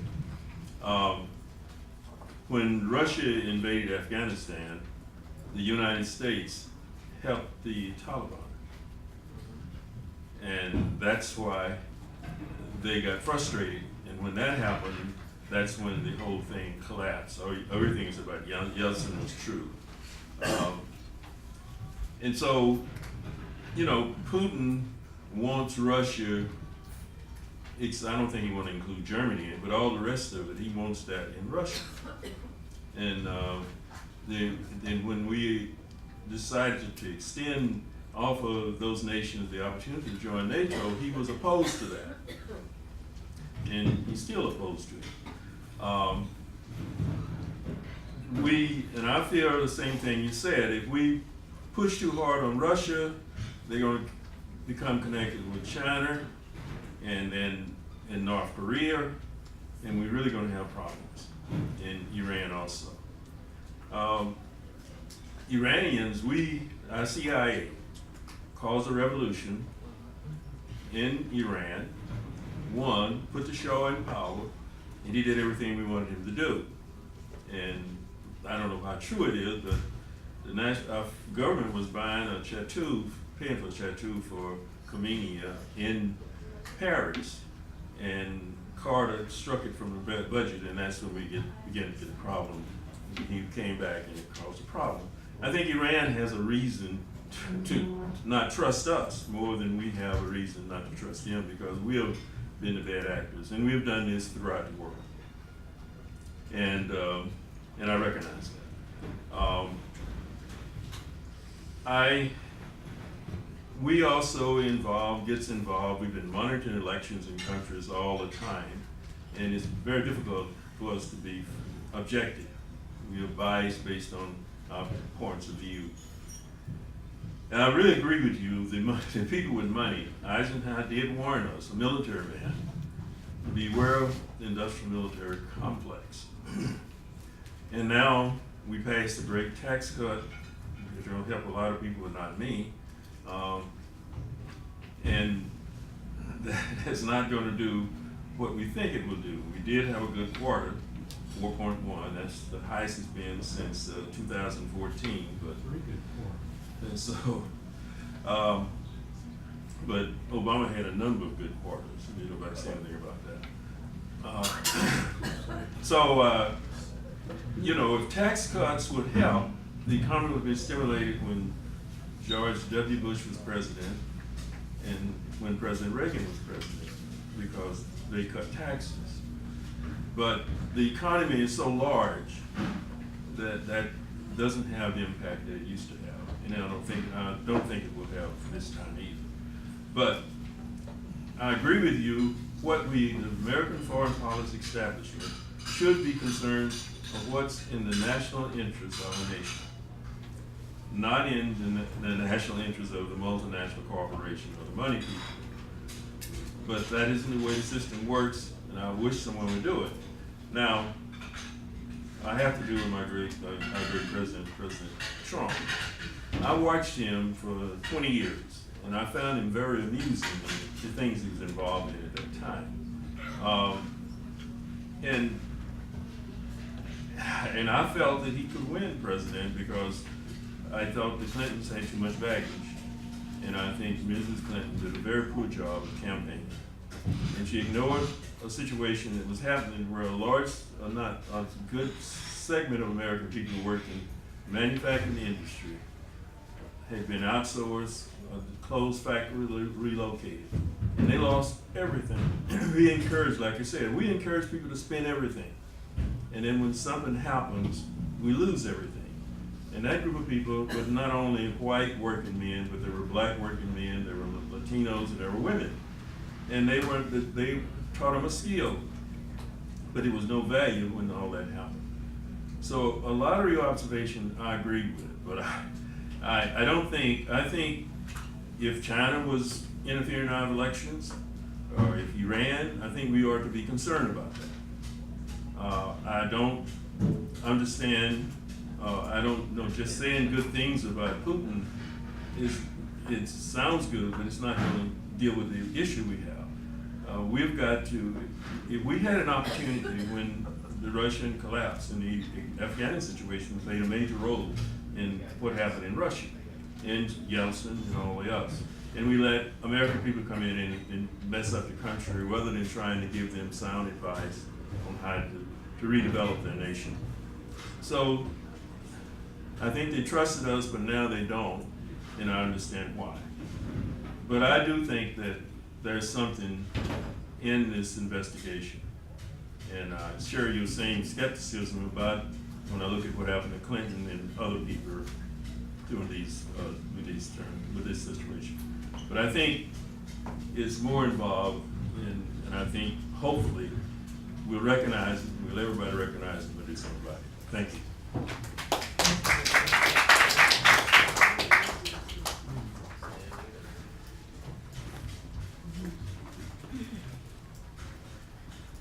Well, I was very pleasantly surprised by Sylvia's presentation, and I think it's significant in a way that harkens back to a time when the country sought intelligence through human intelligence rather than electronic surveillance intelligence. And this is so important because electronic monitoring can't really give you the human understanding of what's going on with countries, with people, and so forth like that.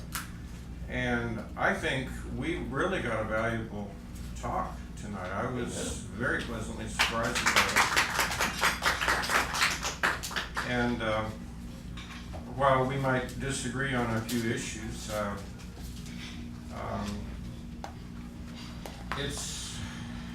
it comes down to what the facts are.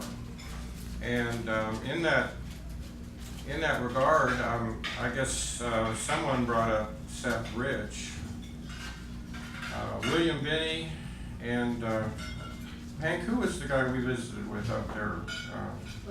McGovern, Ray McGovern. Yeah, yeah. William Binney and McGovern both looked at the leak of the supposed hacking of the DNC, and it's just a really cut and dried thing. As Binney said, if Russia hacked the DNC, the international transfer rate is somewhere between 0.7 and 1.3 gigabits or megabits per second. And this transfer was up around 22, 23 megabits per second.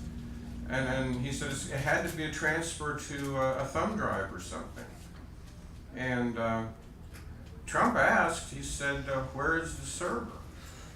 And it's a legitimate question because all this investigation going on, and the DNC never supplied their server to the FBI, and people were, oh, that's not, wait a minute, the FBI is our primary investigative agency. I mean, these are the guys that can take an old destroyed hard drive and convict you with the information on it. Yep. They've got the technology, they've got the wherefore, but apparently they don't have the will at the upper echelon.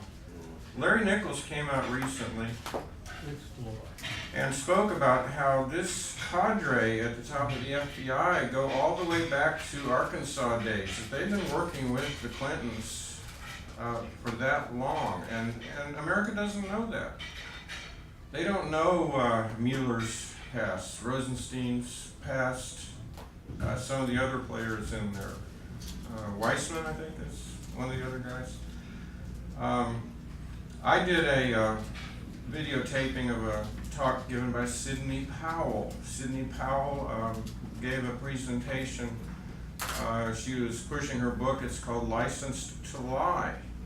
And she talked about this same group, and she said, this is the book I never wanted to write.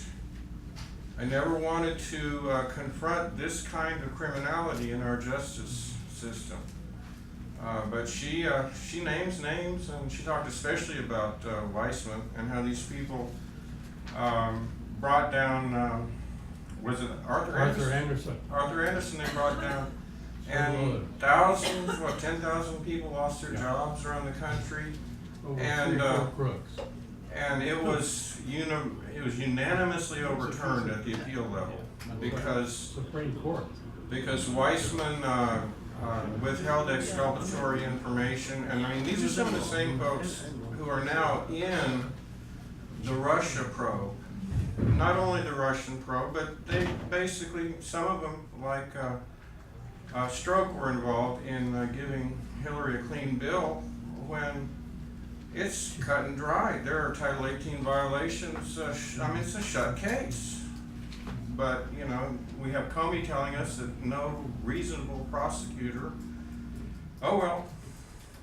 Anyway, so I could continue, but I'll give the mic to somebody else.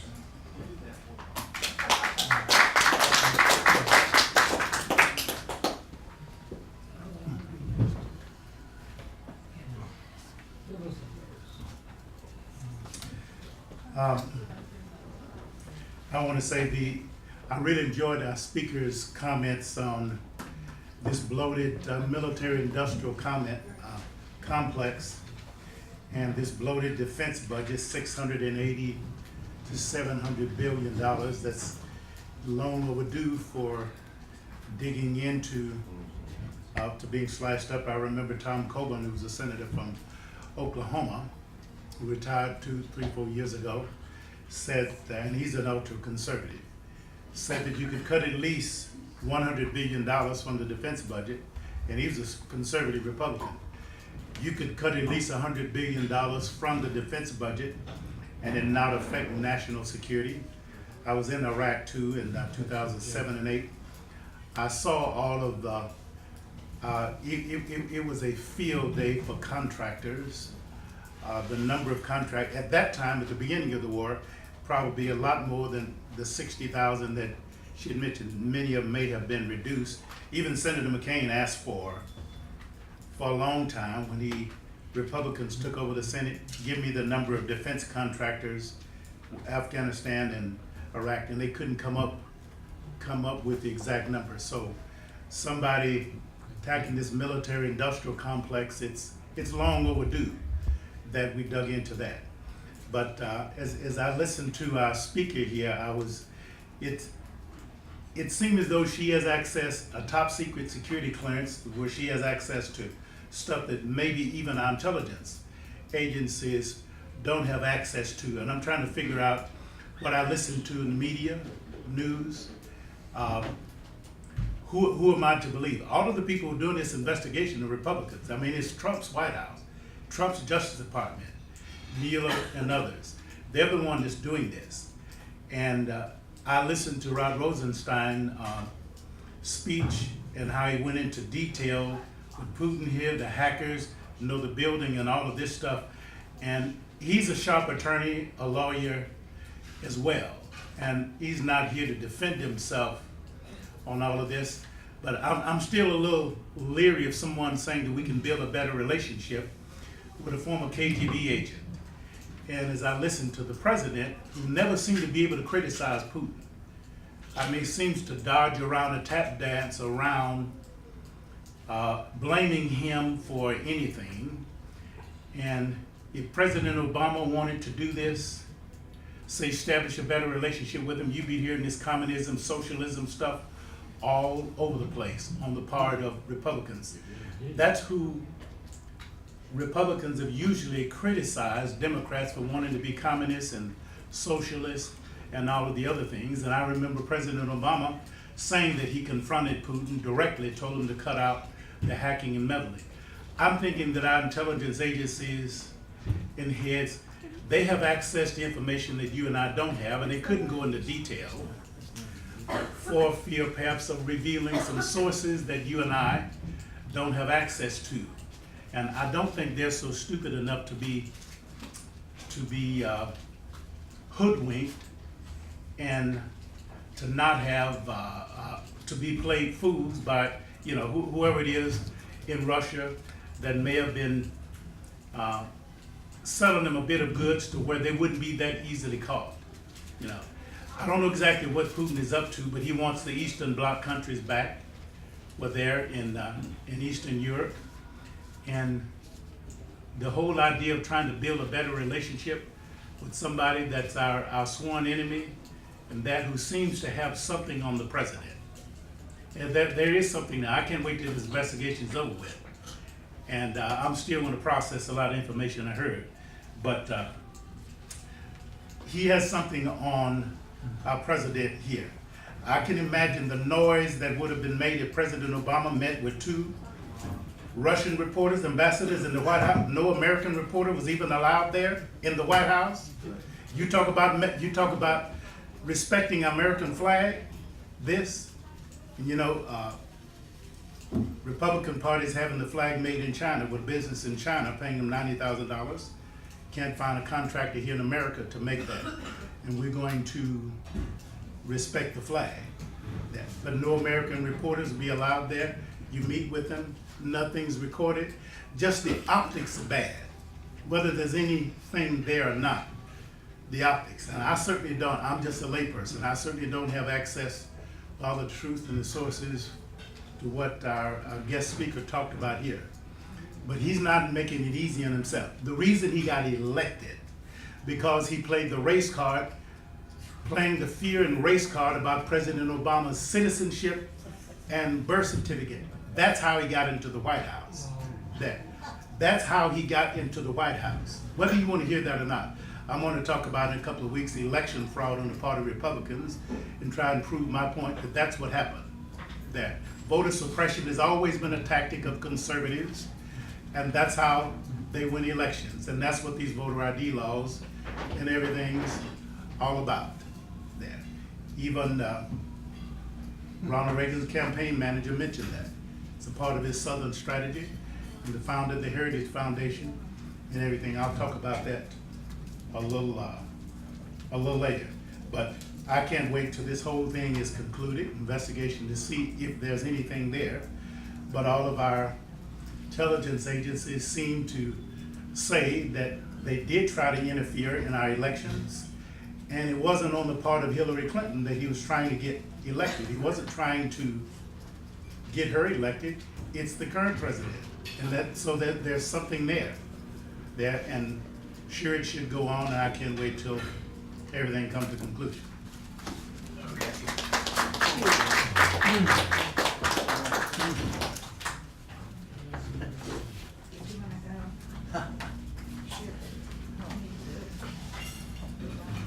Yes, well, I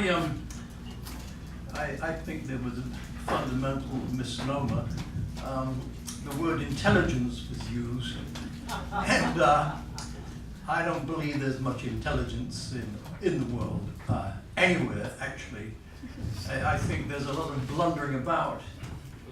I think there's a lot of self-serving interest. So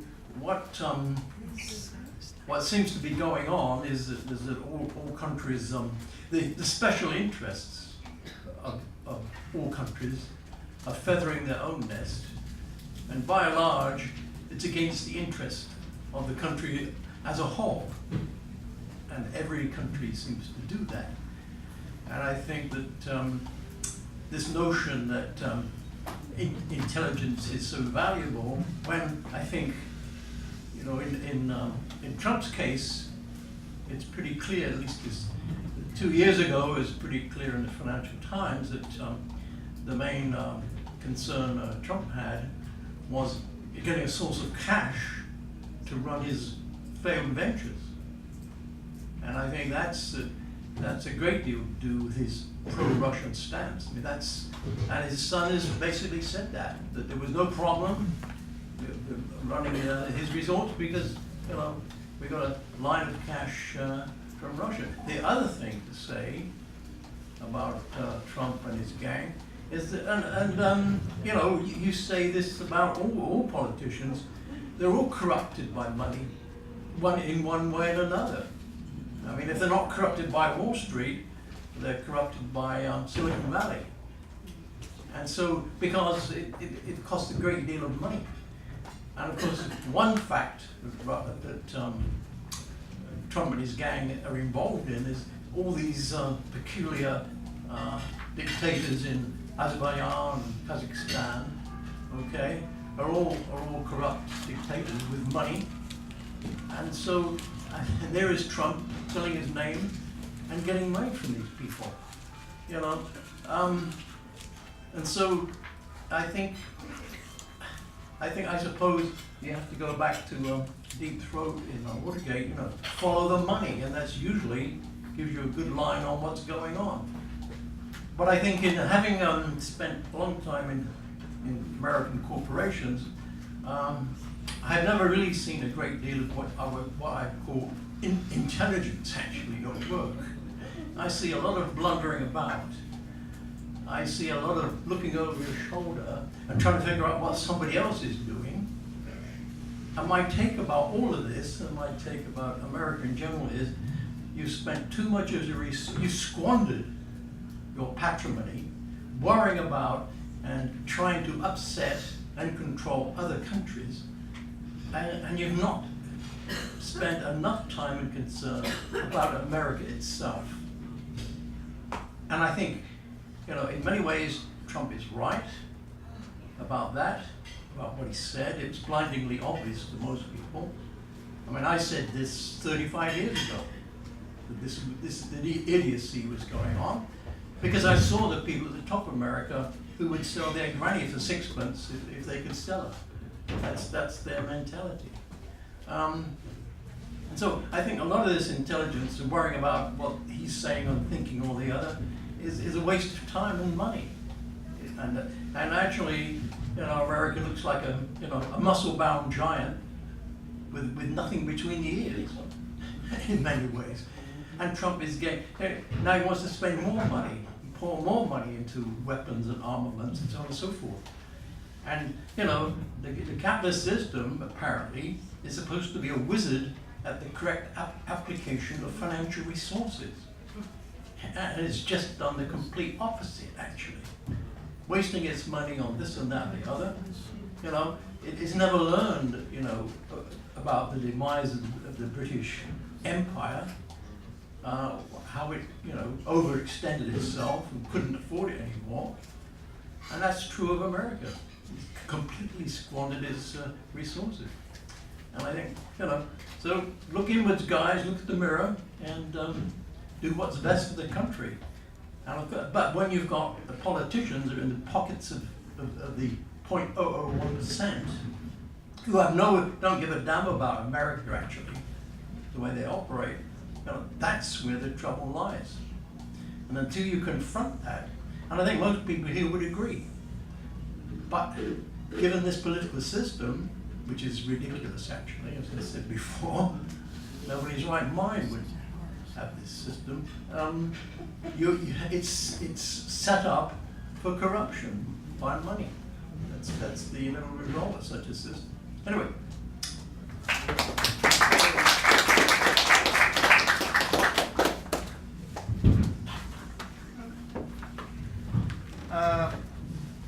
I look at our relationship with Russia as we both have a common enemy, and when you look and you find that common enemy, then you have a natural ally relationship. And I think we do have a common enemy. The globalist international bankers, they were kicked out of Russia pretty much when the Bolsheviks got kicked out because they were the ones that funded the Bolsheviks. All the churches in Russia at one time were being burned to the ground. Now the Christians in Russia seem to be the main power in Russia. So how did that's like a major revolution happened without bloodshed in their country. They gave up their empire, all these countries that no longer are being manhandled by the Russian oligarchs. You mentioned that they gave up so much of their empire without one bullet being fired. That's to be admired. You judge a country's intentions by what it has done in the past. And what they've done has proven that they're not an evil empire like they used to be. They have basically turned the corner and become something entirely different. As far as, the fear porn about Trump having been helped by these Russians. You know how much money those guys that they're saying that they that helped Trump win? You know how much money they spent to influence his election? Pennies. When you look at how much Russia gave, 100 times more money in getting control of 20% of our uranium that ended up in the Clinton Foundation. I'm like, how can any moron have anything to say about Trump accepting any help from Russia? You have to be a lunatic.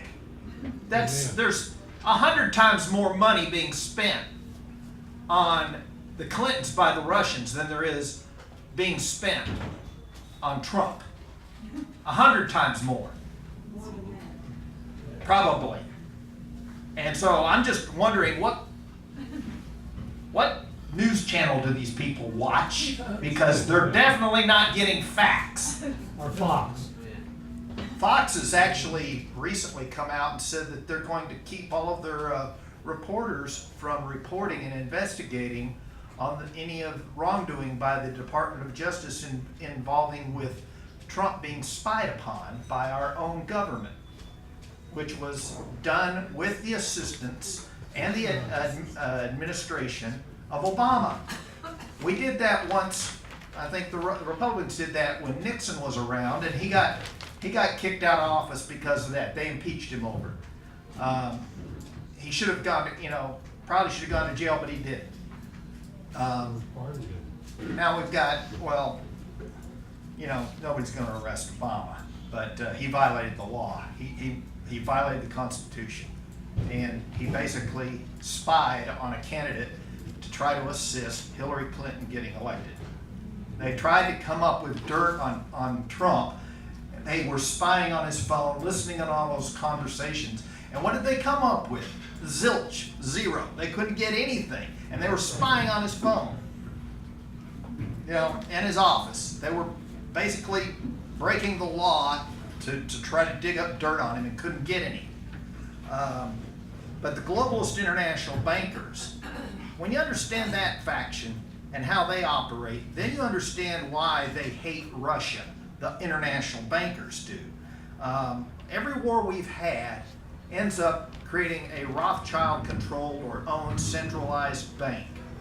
Most of the countries that we've had a war against in the last 20 years did not have a Rothschild-controlled centralized bank, but at the end of that war that we fought against them, all of a sudden they have a Rothschild centralized bank that is controlled by the Rothschilds. Now, the Rothschilds are wanted men in Russia. Putin has issued arrest warrants for them. What? That's our common enemy, people. That's the guy that funded the Bolshevik Revolution. That's the guy that funded Hitler. Heck, Hitler was related to it. He was his illegitimate grandson of Lord Rothschild. His grandmother was a maid that worked in the Rothschild mansion and got pregnant, and that kid became Hitler's dad. You gotta study history, folks. The pedophile thing. A handful of people get arrested under the Obama administration for pedophilia.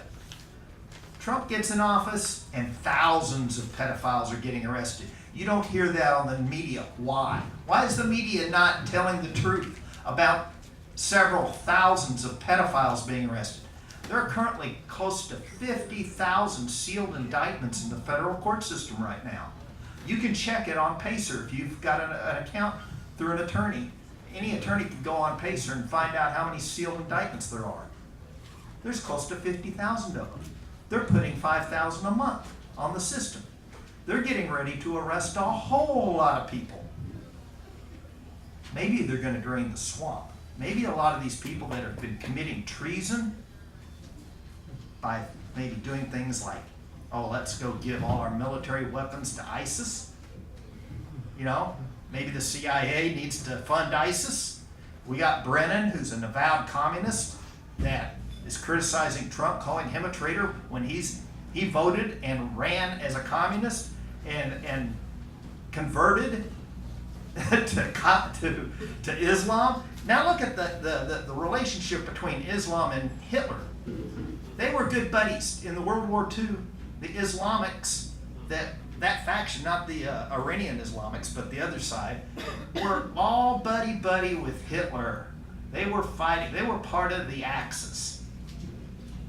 Now, at the end of World War II, we brought over thousands of Germans and put them in power, gave them all brand new identities, set them up in business, put them into work in our CIA, and put them in various different businesses.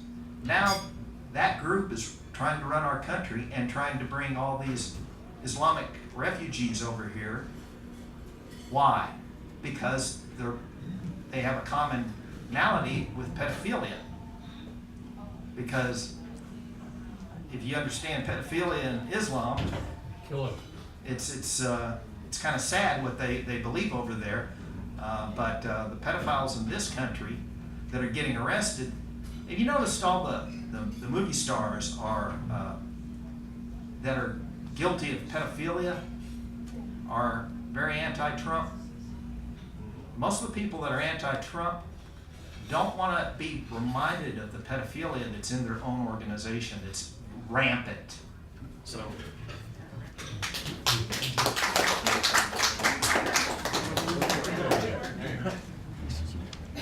Eeny, meeny, miny, moe. Dearly beloved, we are gathered here together to reinforce our own ideas and not listen to anybody else. God bless the internet. That was a impressive talk. You obviously studied this subject. That's a big, important subject. I'm going to digress a little bit into something I think umbrellas over that. The thing about what I'm going to say is you can actually do something with what I'm going to bring up. And it's something you already know. We all are living in what's called filter bubbles. And we participate in echo chambers. The filter bubble is when I go on my computer and I look at James Corbett talk. You might know who he is, maybe not. But he has a certain take on things, politically. He talks about politics and things. And the algorithm, the Google filter will suggest things, clickbait for me that they think that I'll like. And the computers and Google are analyzing me, and I do click on those things. I say, that's interesting, and it reinforces a certain worldview, and it's called an internet ghetto, and we're suffering from this severely. As part of our polarization in this country right now is being exacerbated, accelerated with technology. Now, when all this started about 10 years ago, I think it was a little bit random.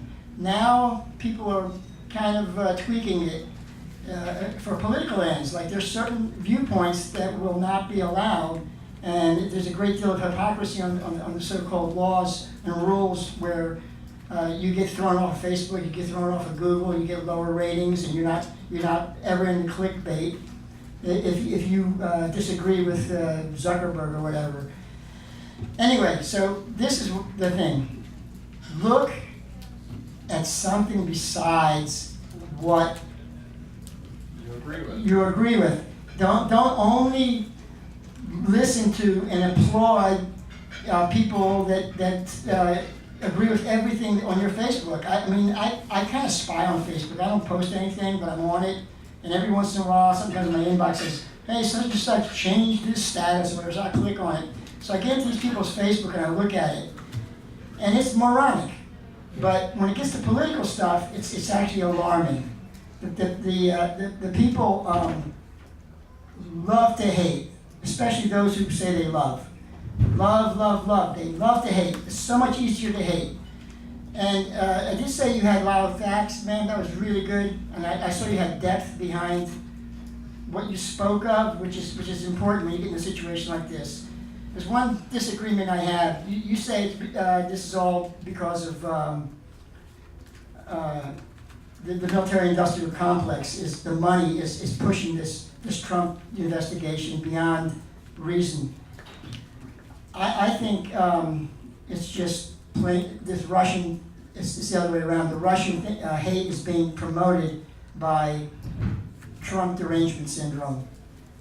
The people have a nice target. Trump, hate Trump, hate Trump, hate Trump. And anything he does, if he goes left, he goes right. If he's friendly, if he's too tough, whatever it is. So now if they say, well, it's Russia, okay, if it's Russians with Trump, so the facts don't matter. That's the one point of disagreement I have. I think the primary thing is the Trump hate.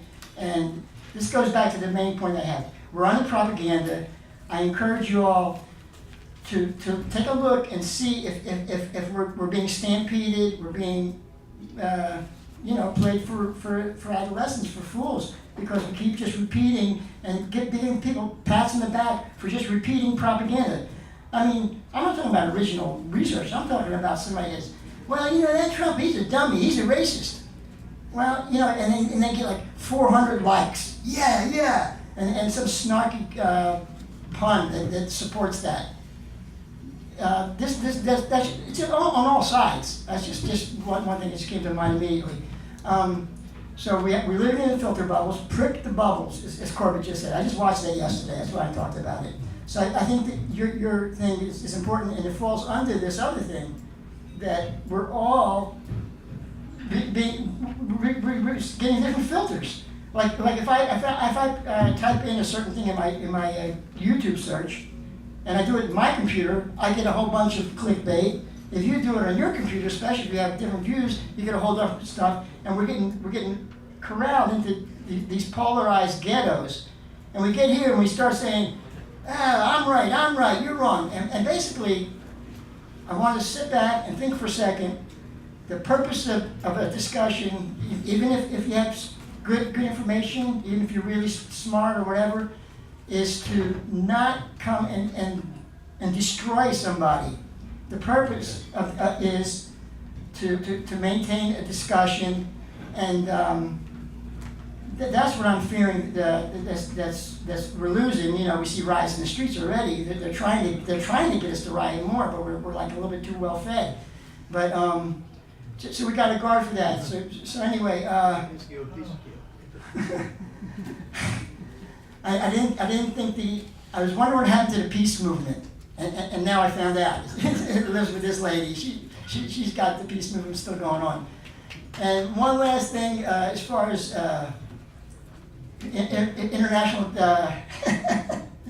interference in our elections, the president of Mexico said go and do such and such, just outright, blatantly, and we don't hear about that. Mexico interfered with our elections directly. And then, you know, I mean, so I agree with the main point that we have bigger fish to fry than trying to destroy Trump. But that is the only fish to fry if you're propaganda, or I call it ideologically possessed. So break your filter bubbles and stop being ideologically possessed.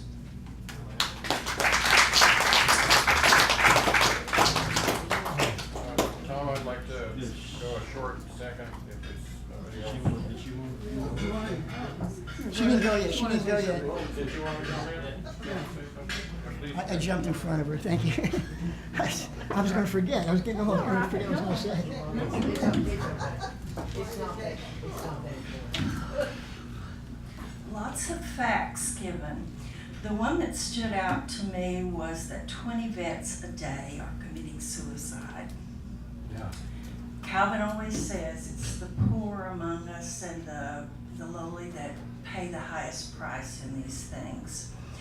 And that being said, the bottom line,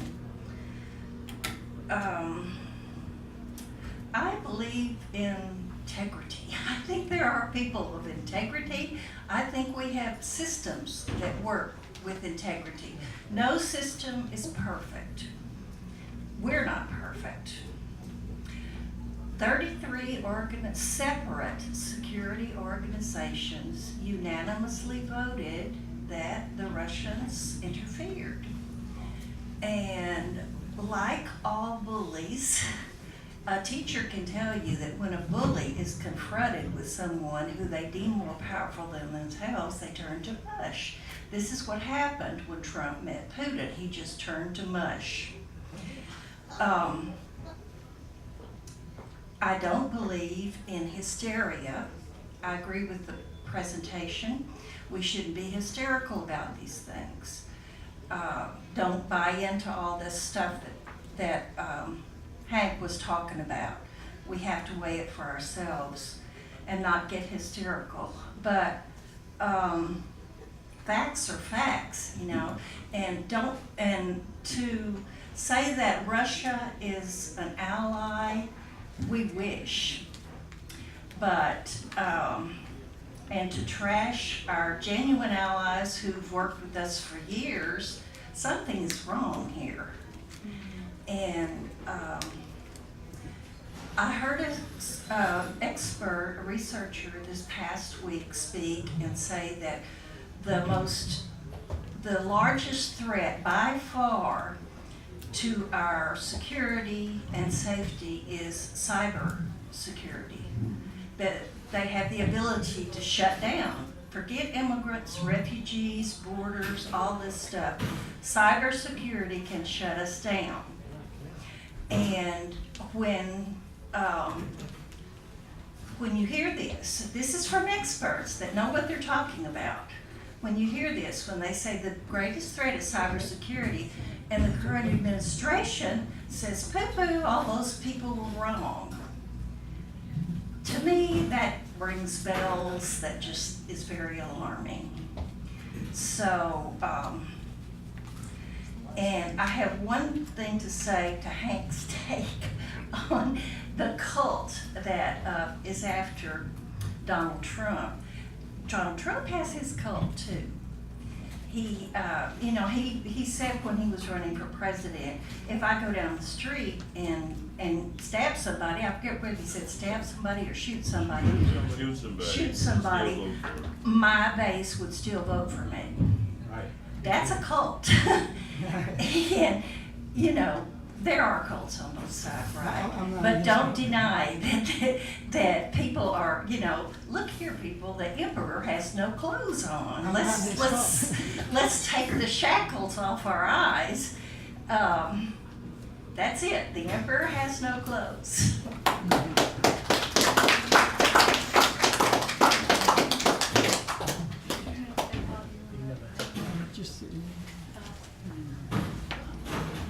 Well, the way the meetings are constructed, the speaker gets a chance to come back and comment on the comments and do a rebuttal where necessary.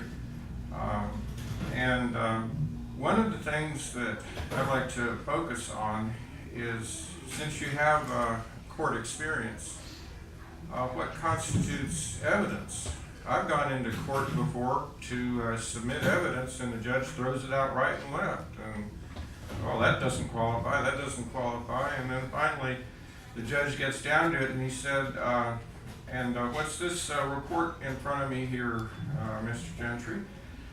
And he said, did you create this report yourself? And I said, yes, I did, Your Honor. And he said, and what does this report cover? And I said, well, it's an investigation of you, Your Honor. And then I went on and buttered him, and I said, it was actually very complimentary as far as, your judicial work. So. But I just want to bring around to the fact that I have friends I'm cutting off now, and I'm doing it for a reason, because we've gone through several years here of this whole Trump's a bad guy thing, and people sending me articles, Robert Reich writing this inflammatory piece and all I'm getting are opinions. Nothing in these reports qualifies as a fact or anything that could be entered in a court case. And then I do diligent research. I spend my time commenting on things, and then I submit videos back to them. And then I say, then they'll come back with something else. I'm like, well, did you watch the video I sent? No, that just didn't interest me. Oh, that's just repetitive. I just can't bother myself. And I'm like, you know what? It's over. This is not a debate. This is not a discussion. And I'm not going to put my energies into that anymore. So we have a divide happening in this country. And it's really unfortunate, but I feel like I'm the one seeking the facts. Maybe I'm wrong.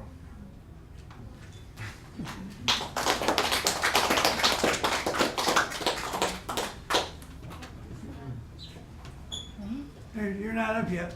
Oh, really? No. Oh, he's very sharp. Okay. Oh, guys, I think.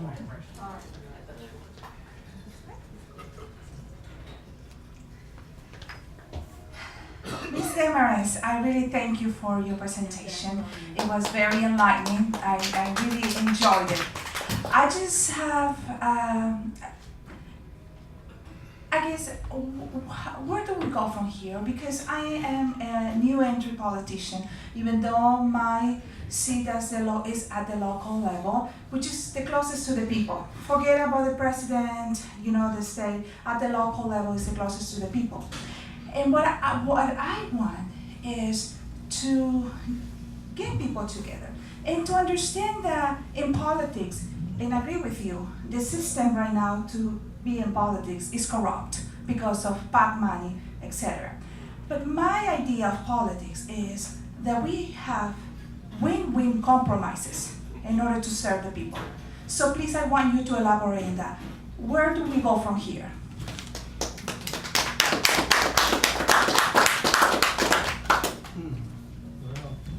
Hold on. Am I the last one standing? Someone else. Oh, there's someone else. Come on up here. One last question. You're the only one standing. Stand up. This is the comments section. There's a comment. Yeah, comments. Yeah, I hope I won't take long. We'll give you 5 minutes. Well, maybe. Good evening, everyone. I just want to thank our speaker for absolutely enlightening and terrific presentation. I'm glad I came. I just want to, of course, I don't have all the facts that she has.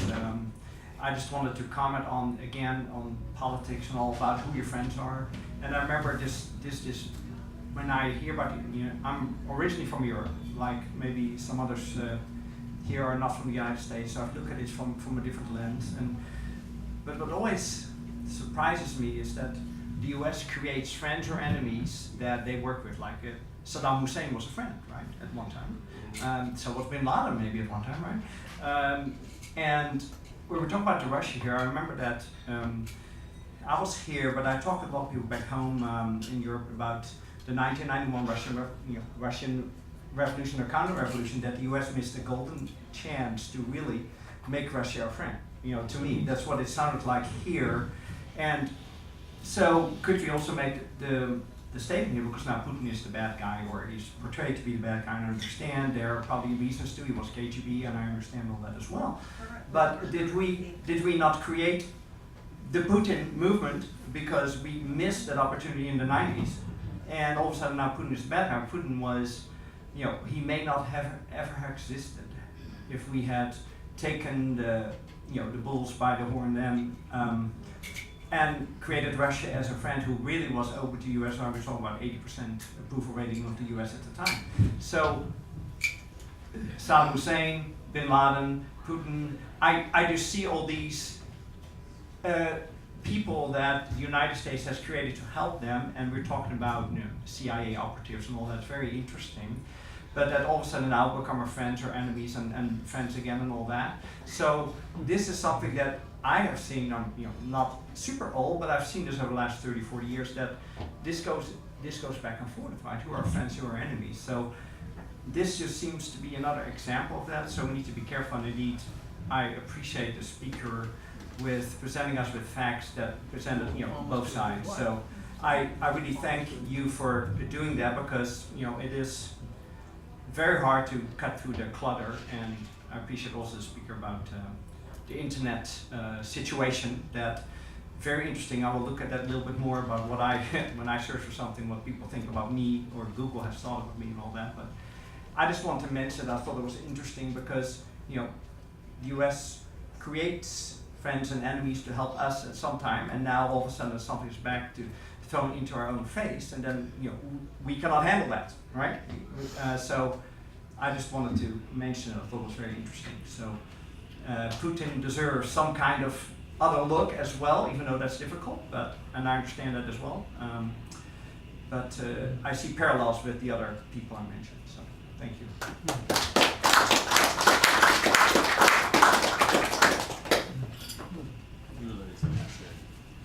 I guess I'm the last one standing, finally. Save the best for last. Well, I know it's the best, but it's the last one. I want to thank our speaker for doing a terrific job here tonight. A lot of thought and so on.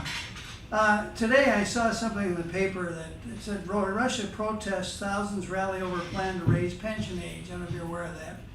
And it said thousands of people have taken part in protests in cities across Russia to express their anger at government proposals to raise the pension age. Demonstrations in the capital, Moscow, carried banners reading, "We want to live on our pensions, not die at work." And the government says it wants to raise the pension age from 60 to 65 for men and from 55 to 63 for women to help cope with a shrinking workforce. Well, this has been going on since the beginning of time. We have the same problem. We have a shrinking workforce, or had one, because machines replace people and machines don't pay taxes. This is a constant. And we don't deal with automation. We fight it. And we cause all kinds of problems. Several years ago, maybe 35 years ago, I argued for a shorter workday, a 6-hour day instead of an 8-hour day. And that would put 25 million people back to work. Would change our society in many ways. And you'd have more time to watch your kids when you're not there, because you are there. You'd have more leisure time. Although actually you wouldn't, because you get back what you lost in traffic. And then besides that, you might end up with situations where you would have a better job, a better life, and so on. And we wouldn't have all the money going to the 1%. This is kind of the dream of America. That's what we had. But one of the problems we have is trying to get anything done. And we have the best Congress money can buy. That's one of our real problems. And if we try to change that, what will they vote for? In my view, they'll vote for free airtime the last 90 days of a general election, because they get to keep the money they raise, plus they get free airtime. There's no history of a challenger being an incumbent before in this century. I'm aware of that. And so they would vote for that. And once they put that in place, some challengers would beat some incumbents.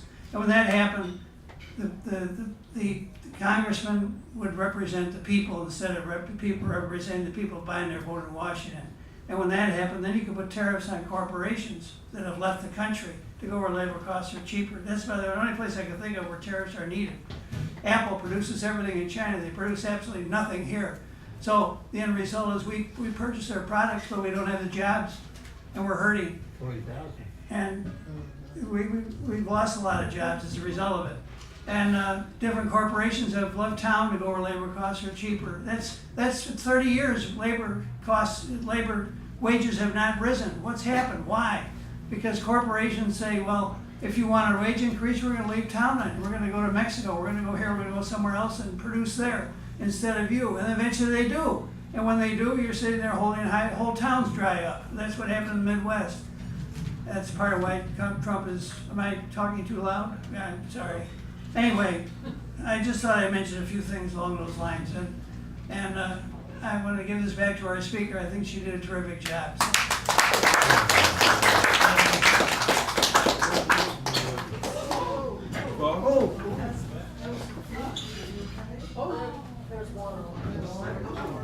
You okay? You okay? I didn't hurt myself, but I did slip on some water. Oh, be careful.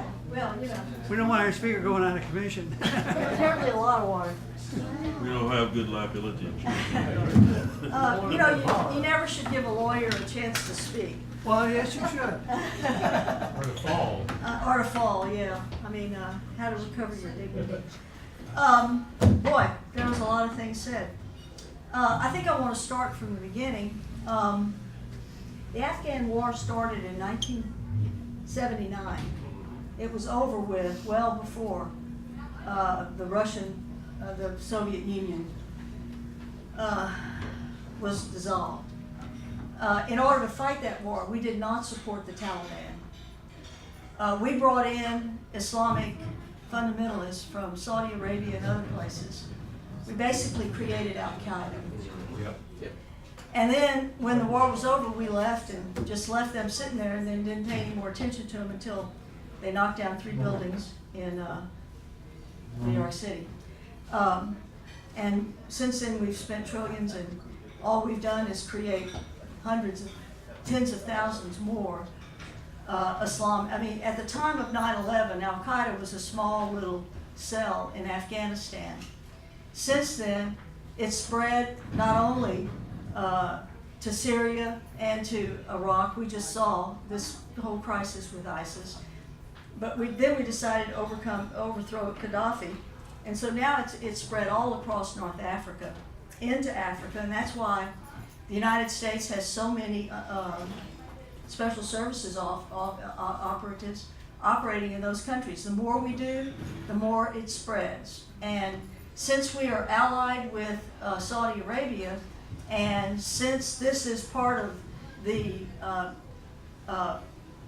external power that Saudi Arabia exercises, they've spent billions of dollars building Wahhabi mosques all over the world. And in the process, they have taken Islam in some communities, which was very tolerant, very progressive, etc., and they've turned it into this same Wahhabi cult that we've seen do so much damage all over the world. So, you know, it's difficult to try to talk about and deal with what could be done to correct this situation because they have so much money. They put their money into Western banks. They purchase shares in Western companies. They fund all these think tanks I was talking about earlier. So we're kind of fighting ourselves and chasing our own tail where terrorism is concerned because our very own allies are the ones that are behind most of it. And instead of dealing with that, we want to demonize Iran, which has nothing to do with this. So it's a sad situation. About the internet, the issues that you raised are very true. Let me tell you how I deal with it. I'm not on Facebook. I don't use Google. I use DuckDuckGo. They don't keep track of your searches. Do you go to YouTube? When I'm looking for something and I'm looking for something, I use DuckDuckGo, and I have learned over the years which websites to go to in order to be able to get the full flow of information that is available. I read very widely. I read the New York Times, no question about it. I read the Washington Post, no question about it. I read the Wall Street Journal, no question about it. But I know what I'm reading. Factoids. You know what a factoid is? It's this little phrase that they use, and then they use it over and over and over and over again until finally you are just convinced that this factoid is true. You know what? Putin is a KGB operative. Putin is a thug. Assad is a murderous criminal who kills his own people. You can go on and on. One of the things I was thinking about doing here today was bringing an article and just going through all the factoids. These factoids get repeated over and over and over again. About Russia. You know, when I decided to become involved with CCI, one of the things, Joyce Hall got me into this, and she was also one of the volunteers for a program that CCI has called Russians Meet Mainstream America. And we brought 4 Russian women in to Dallas, and Joyce was one of the volunteers that coordinated this visit. Well, in order to do that, and to be able to try to be a functioning person of this organization, because I think it's really important, I decided to begin this study of U.S.-Russia relations, and I did this timeline, and it's very interesting when you do it in that way, because I'm sorry, all the people that stood up here and talked about Putin in the way that you talked about him, I do not think you are well informed.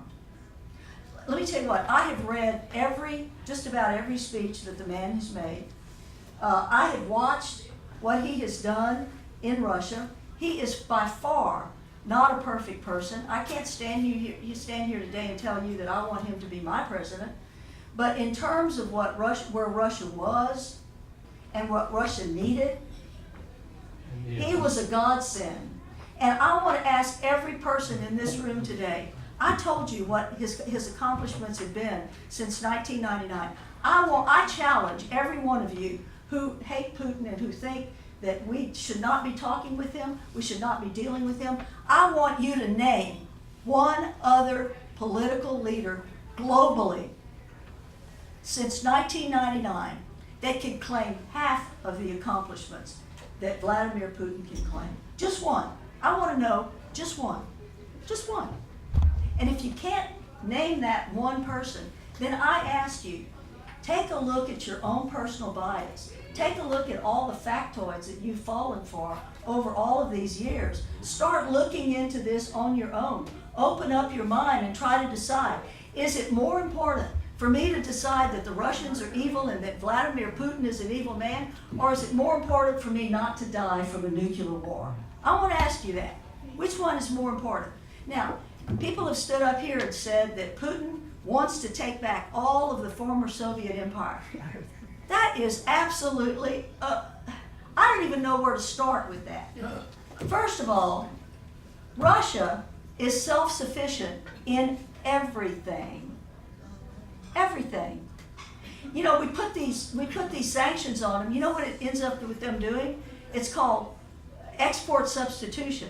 It incentivizes them to create the industries that are needed to be created in order to produce the goods that we have decided we're going to sanction so that they can't come into Russia. Russia doesn't owe anybody any money. Good for them. They have paid back their debt. So, what does Russia need from the rest of the world? Russia needs a little bit of respect, some cooperation, and some interaction. We need to do that with Russia. We need to do that with Russia. This lady asked, what do we do now? And I think that's a very important question. As long as we're divided by ideology, as long as we're divided right and left, and most people can't even define what that means. The first time I came here, this guy stood up and talked about how evil the left was and how, you know, we should all be, if you identify with the left, you should be taken out and shot. Well, you know, I don't know if I'm left or right. Let me tell you what I do. I try to look at the evidence. I try to weigh the evidence. You know, I told you when I started out that I was a yellow dog Democrat for a long time.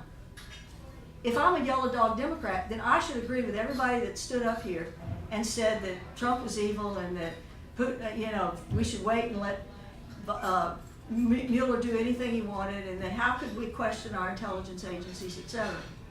You know, that's not going to get us anywhere. That is not going to get us anywhere. What did I say in this speech? I said the way they keep us under control is with a very simple technique called divide and conquer.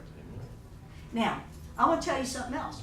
If you take away all the social issues, let's not talk about guns, let's not talk about abortion, let's not talk about gays, let's not talk about all of that. Let's talk about the needs of the American people. Let's talk about that. If you talk about those issues, let me tell you what, there's tremendous agreement in between the right and the left.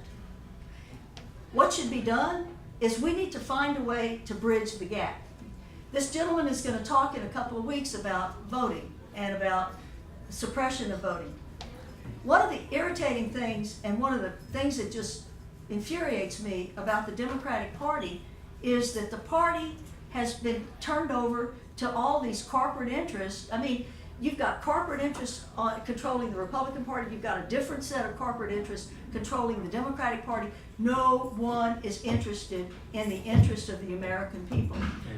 A core party value and a core party objective should be to make sure that the American people can vote, that they can register to vote, that you overcome this suppression by actually putting people in the field to help them out, that we have decent election procedures, that we have election machines that can't be hacked.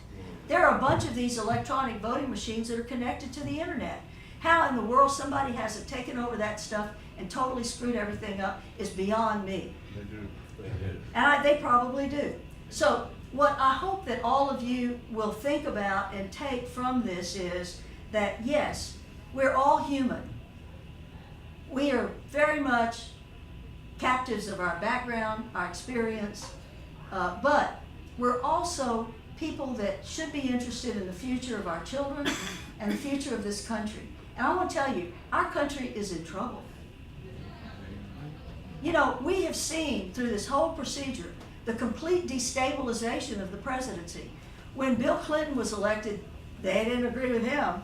So we had Whitewater. When George W. Bush was elected, he was basically elected by 5 people on the United States Supreme Court. That's who elected George W. Bush. And then, Obama comes along. Well, he's questioned about whether or not he's really an American, etc. And a lot of people don't accept him. And now we have Trump, and there's all of these people who will not accept Trump. Where does this end? Where does this end? And until the American people decide that they are gonna become hands-on on this. I mean, we are at the point where it's close to that serious a situation. The American people have to be hands-on, and we have to do it with love in our hearts towards this country. I sent a thing for Tom to read. He didn't read it, and I'm sorry he didn't, because one of the things that I wanted you to know about me is that I was born in rural South Louisiana. We didn't have electricity. We didn't have running water. We didn't have a paved road. I remember sitting around the radio and listening to The Shadow. Remember that? What evil lurks in the minds of men? The shadow knows. We didn't get a television until I was 14 years old. We used to go to a neighbor's to watch TV, probably Lawrence Welk or maybe I Love Lucy. I don't remember. But so I missed all of that indoctrination from all of the ads that we are subjected to and all of the consumerism that we are pushed to. My friends, we are human beings at the base of all of this.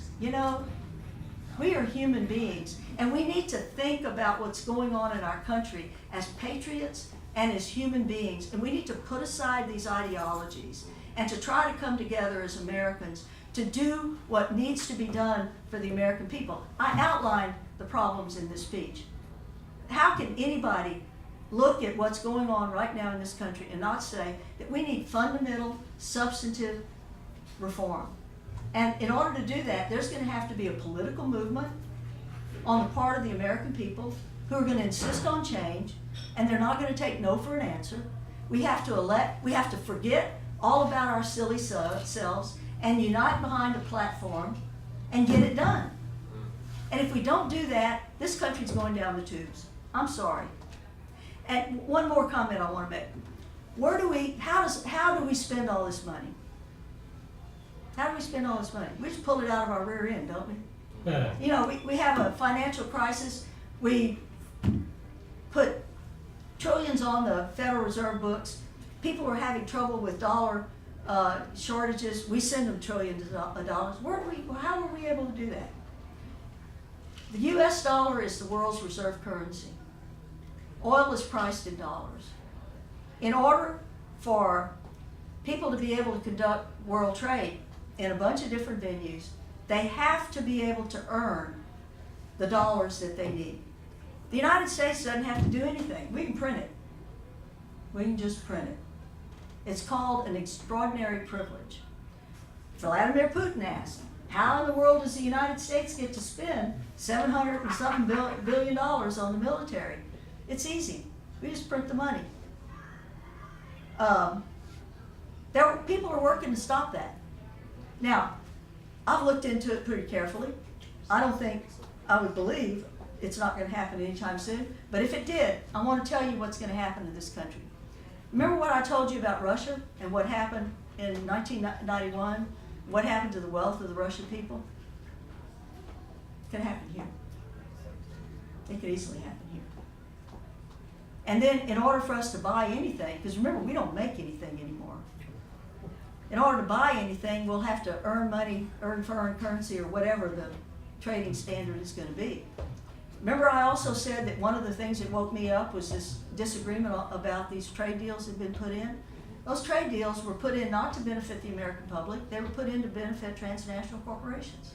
Yep. That's the bottom line. And I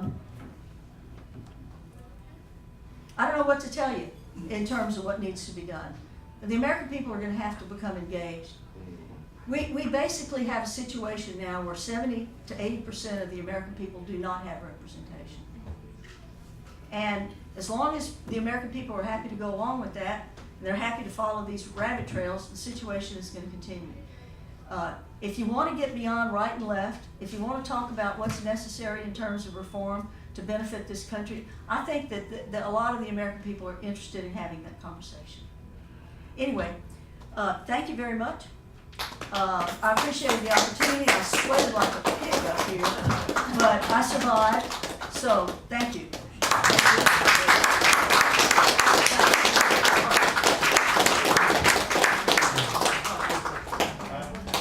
Well, that's it for tonight. They kick us out of here at 10:30. Our speakers here are going to talk. The formal meeting is over. See you all next week, hopefully.